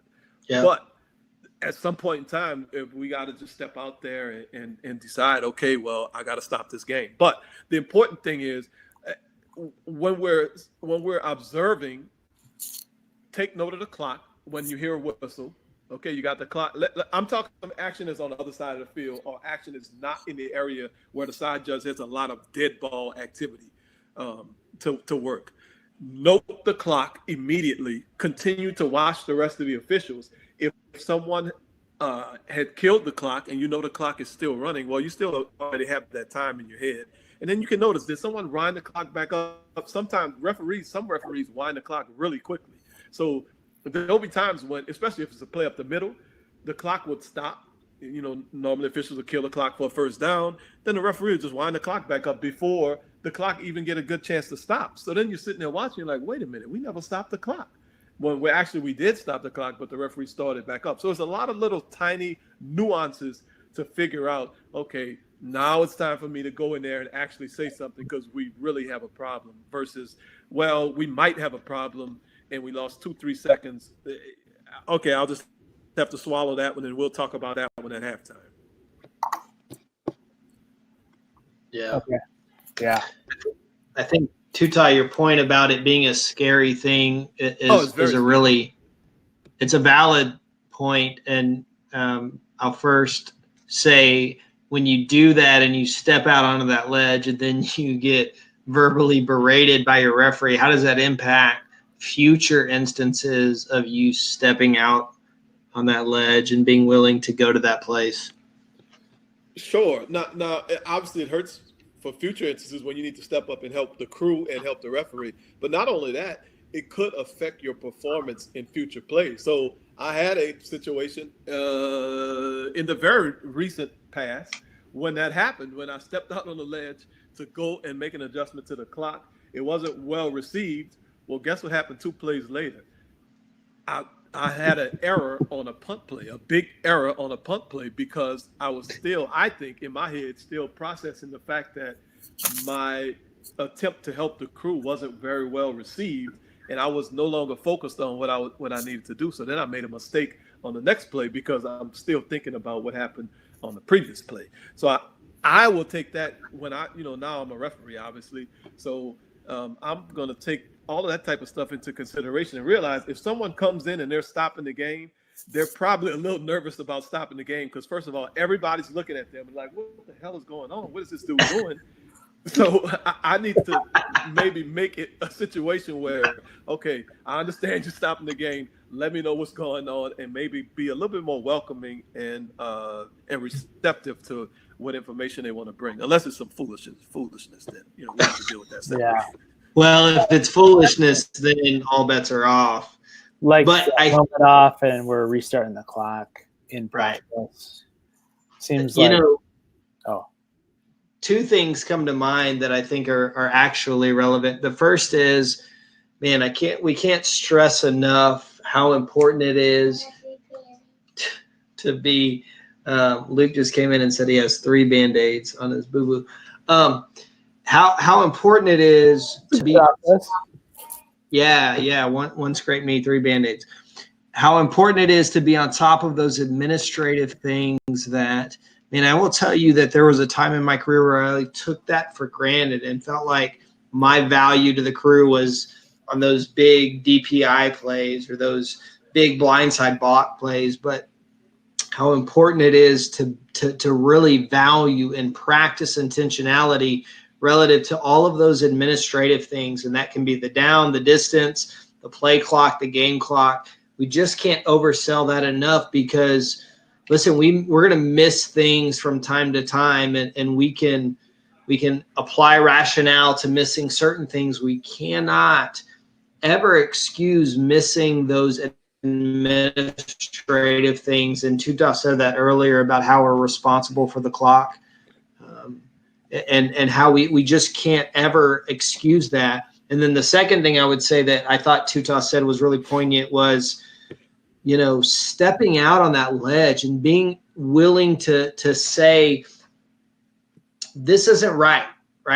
We need to fix this. And the only way that you can do that if you're zoned in, focused into that degree, because that engenders confidence where I've officiated this whole game and I'm locked in on down and distance and clock and play clock. And that's the only way that you have the confidence to come in and say, look, we need to fix this. But again, if you can be that official on your crew, man, your value is immeasurable, and you really have the potential to take. And it may not ever materialize, right? You may go through the whole season, right. Needs that, but at some point that value is going to be exhibited, and you're going to save a game or save a crew, and just can't speak enough about that. Well, I mean, every so crew, Daniel. Oh, go ahead. Sorry, Brandon. No, I was just going to say every crew has. Forget about one situation. Every crew during a season has multiple situations where they get, to the pregame next week and they say, "Dang it! If somebody would have just stepped up," or really, what you really want to hear is, "Ah, man, if I would have just brought that information to the crew." That's what you want to hear. And if we're honest with ourselves, that happens 5, 6, 10, 12, maybe 15 times a season. Those are the people that we want to work with. Those are the people we want to work with. Obviously we want you to do it in real time. We want that information to be brought to us in real time during the game so we get it right. But beyond that, if it's an opportunity to learn and improve, take the situation for what it is and just own it in the moment and say, man, that was my responsibility. Look, next time that happens, I'm going to bring that information into the crew so that we get the play right. And, forget about the clock. I mean, it could be anything, right? Yeah. So Brandon, and Daniel touched on it. How many flags do we throw a year? So you maybe throw last 14.3 a game. 14.3 a game in the Big 12. Last year, I think I threw 17 flags. Well, there's 200 plays in a game. So if you throw 17 flags in a season and you have 200 plays in a game times, let's say you work 12 games. Well, okay, I'm not good at math that quick. No. 2,400, right? So you got 24. Maybe the abacus, whatever you need. Yeah, so it's 2,400 opportunities to do something administrative versus 17 times where you actually throw a flag. To Daniel's point about thinking that, this is the best time for me to be an official is to throw a DPI. Well, shoot, I think I had 2 DPIs last year, and I worked 16 games, and I think I threw 2 DPI flags. Yeah, and how many DPI plays did you study? Right, exactly. I mean, hundreds, hopefully thousands. Well, not thousands last year, thousands over the course of my. There's a lot of factors into your study, but that's okay. No, you did. You studied thousands. Trust me. I have. You're right, Yeah. but not last year. It was my point. Okay. Sorry, sir. If you didn't quite grasp what the term year means. I was actually trying to help you out. God, guys, we just Admitting lost. We did. We just lost 10 people. Damn it. That's okay. We still got 79. Let's keep going. We've got 16 minutes 16 until the minutes. room expires. If Tutat wasn't so cheap, we could keep going for hours, but we only ponied up for a 3-hour session. Oh, wow. Talk about, let's see, Michael said, oh no, Ryan said, sideline control. So this is interesting. Differing referees have differing, why am I saying the word differing so much? So referees have differing thoughts on sideline control in terms of like how much they want to be involved versus how much they really want their sideline officials to kind of control that.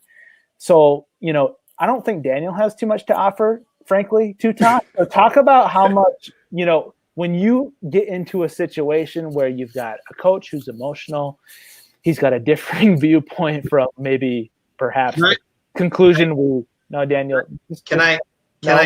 No. I got one thing. What? Well, similar to a referee, like when I'm in the middle of the field, if you can't take care of your business over there, like it's a problem.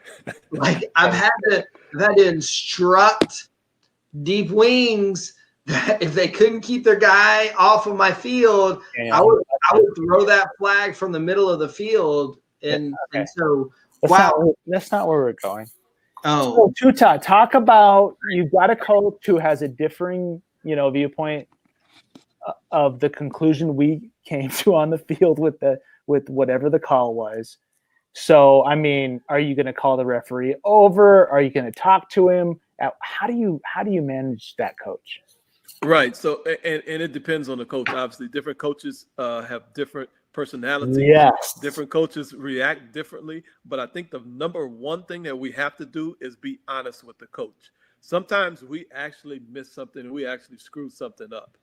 And we need to just tell the coach, coach, if it happened the way you said it did, then we missed it. Or, coach, especially if it's something that I screwed up on, I'll just flat out tell them, yes, I missed that one. And they'll get mad, but eventually they'll respect the fact that you're honest with them.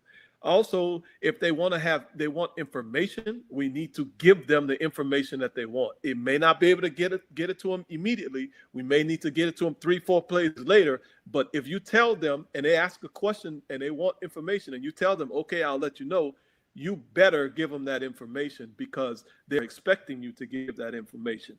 Now, in terms of diffusing negative situations, the best thing to do is just stand there and let the coach blow off steam, in my opinion. Other people may handle things differently. And most of the time, coaches are not personal and they're not being negative or derogatory towards you. Once it becomes into a really caustic and hostile environment, I would just remove myself from the situation. But 9 times out of 10, a coach is just angry because they feel like you just screwed something up. And if you did, admit you did. If you didn't, say, coach, if it happened the way you did, then the way you said it did, then we missed it. And then, just move on. Yeah, I agree. And, so that's when it gets heated. We want to establish communication early. I mean, yes. Obviously, so I don't know. I can't remember if we're consistent nationally with how we do the coaches meetings. I feel like some conferences do them differently. Some do them at 75, some do them at 90. Some send the line of scrimmage people, some send the referee and the umpire. Okay, here's how we do it. So I'll just talk about how we do it. We send the referee and umpire, and we go to home team coach first at 90 minutes. And I mean, the goal of the meeting is to be quick, but it's to establish rapport, And so, like Tuta said, I think we get to know these coaches' personalities a little bit, so we know we kind of know in general how the meeting's going to go based on the coach that we have. But here's what I like to do as a referee. I mean, when we've got a volatile coach, some coaches are literally low maintenance, and you just get to know them, and you almost just have to let them roll. If you don't know the head coach, just kind of let it roll and see how they're going to be. Some coaches establish themselves as low maintenance, and that's kind of nice, honestly, but some coaches don't. So what I like to do with the coaches that don't is, if I get an opportunity, I do like to go over and just mention a very positive thing that occurred relative to one of their players. What would that be? I mean, it could be a host of different things. It could be, their top defensive lineman had a great pass rush, and the quarterback, the opposing quarterback just so happened to release the ball in time. And that top defensive lineman, who I already know is an All-American, I mean, he led up and he could have absolutely crushed the quarterback into the ground, but he gave me body language to show that he avoided, punishing that quarterback. And maybe I'll just tell him, man, unbelievable rush by your All-American defensive lineman, and even a greater job to avoid getting some type of, really cheap roughing the passer foul. So I just thought he did a great job. And they appreciate that stuff. Now, look, guess what? If they think we missed the next big DPI call that gives the opposing team first and goal on the 2-yard line, how much stock is that, what I just did there, given a positive remark, how much stock are they going to put in that? 0. But maybe, perhaps, we've actually opened up the lines of communication, established a little bit of rapport, so that when I initiate a conversation that's positive, at least I have a smidge morsel of credibility, to actually carry on a conversation that maybe isn't so positive. So I don't know, Tuta. I mean, that's a technique I try to use. I execute it, quite frankly, not great. I mean, it's very hard to execute that because I'm looking for positive remarks, and I don't want to be fake with it. I want to try to be, authentic, but at the same time, I do like to establish rapport that's positive. So I don't know if that helps you sideline guys or not, and maybe you don't even care. I literally don't care what you talk to the coach about, because my relationship with the coach is my relationship, and I literally don't care what you talk to him about. Yeah, and that, honestly, that's what I figured. I mean, it is, again, how do I say it? I think the referee's relationship with the coach is just different than the folks wearing the black hat, and I know that's going to sound. It is. No, it is. It's true. It is. So I mean, absolutely, I agree. It's tough. It's tough, and especially when you come in as a new referee, it's like, I mean, these guys literally give you signals in the 90-minute meeting, in the 60-minute walk around. Right. If you've made a call in one of their previous games, these guys give you signals of their trust or lack thereof in what you're going to do for the next 3.5, 4 hours. Right. It's an interesting psychological experiment to go through, with all these different coaches who are literally, and I mean, we're talking about different levels here, but at some of the levels we work, these guys are making $5, $6, $7, $10 million a year, and this is literally their livelihood at a very high level. So it's really, really very interesting. Well, yeah, but I think on the flip side, and I think we owe it to ourselves to be true to ourselves, regardless of what type of feeling or or energy that we're getting from that opposing coach, we owe it to ourselves, and we owe it to the game of football. We're hired to work the game of football. We're not hired to work for that coach. So we're hired to officiate the game. And I think we owe it to ourselves to put our best foot forward, regardless of what type of energy we're getting from the coach. And I think the coach will respect us, even because some coaches, when they're being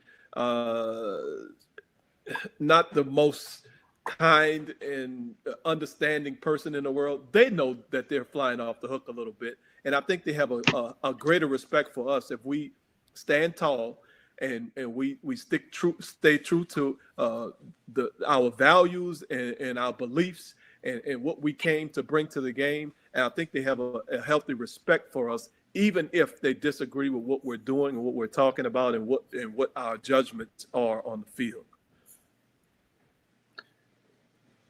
Yeah, I think what you're trying to say, what I've heard you say in the past, Tuta, is when a coach is being an ass, I think is the vernacular. Since we're under 100 people, we can use whatever language we want? Yeah. Once we talk under 100, we can use worse language with 400 people.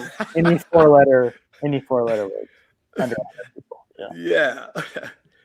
Hey, guys, can we just focus on things that are really when we think about the substance of the games and the things that really matter? There's a question in here about marking the balls. For the love of okay, I'm gonna drop off for 2 seconds, and Dan, you'll be talking for 30 minutes about this foolishness. I'll be back. Excuse me if you know. I've been on a crew with some back judge, and I mean, he takes 2.5 hours to mark the football. 2.5 hours. Like, fuck it, let's just keep going. And they love it, so well, if your marker is not working well, you have to have backups, and then if you don't have a backup, you have to go find a backup from another crewmate, hoping they're prepared.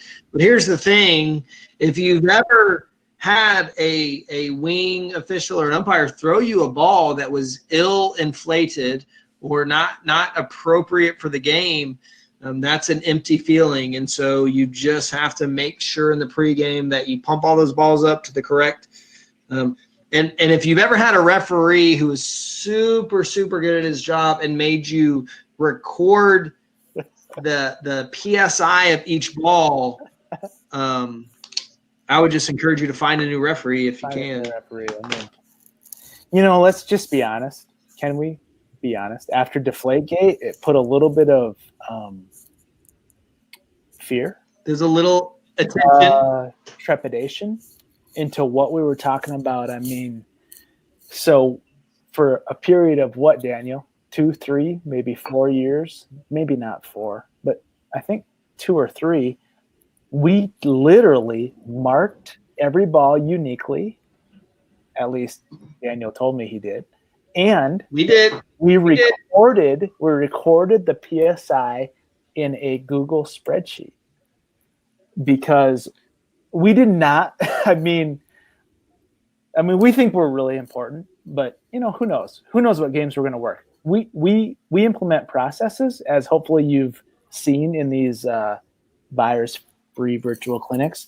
We are huge on process, so we were implementing processes to basically hedge ourselves against another ball pressure scandal. Because who knows? If Tom Brady's deflating footballs, allegedly, I don't know that to be true, and I'm not about to talk about that. But if somebody in the NFL's deflating footballs to match, to match their preference for how they want to throw the ball, why would a college quarterback not do that? And that was the essence of why we implemented that. And so we could actually show a log for 2, maybe 3 years of every PSI of every football we tested. And normally Daniel tested those about 4 minutes prior to the game. Did you ever actually come out for a pregame 60 minutes after? That's not true. That's not true. It's not true, guys. 75 of people out there are getting the wrong impression about how I tested the ball. That's not appropriate. Are we still talking about marking the balls and testing the balls? Yeah, we logged it in the spreadsheet. Remember that? Remember that Google sheet we implemented? Yeah, the most ridiculous thing ever, and I participated in that. I'm embarrassed to say. Most ridiculous in case your game ends up the next one with Deflategate. I mean, I thought it was pretty smart, personally.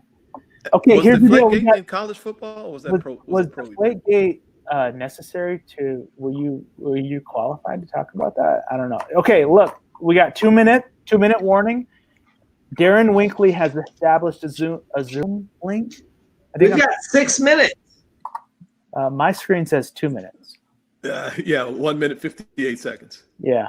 Okay. 1 minute. I got 1 minute 40 seconds. So obviously, as normal, my performance is high and above the rest of these guys. But anyways, so Darren Winkley has established the Zoom link. I put it in the chat. I'll republish it. So if you want to continue the discussion. Hey, let's Daniel, go. Can I ask you a question on the side? Is the company expecting us to go to the Zoom link? Yeah, I think so. Your pay is dependent on it. I mean, think about it. Are you dedicated to this or not? Honestly. I was asking Daniel a question on the side. I know, but I thought I'd chime in as the appointed guys, a special extra special edition of the Friday night virus-free virtual clinic tonight. Don't feel like all of our sessions will go this way. We're just killing it in the zone. So thanks for everybody attending, and we'll see you in the Zoom here in 30 seconds. I hope Zoom works. Oh, it's guaranteed. Winkley's in charge. That's a great point. Every game I've had with Darren Winkley, which is probably, 10 by now? I mean, the games go flawless. 10. What do you mean 10? We had a whole season together. It's not even Darren's Zoom. It's Michelle Winkley's Zoom meeting.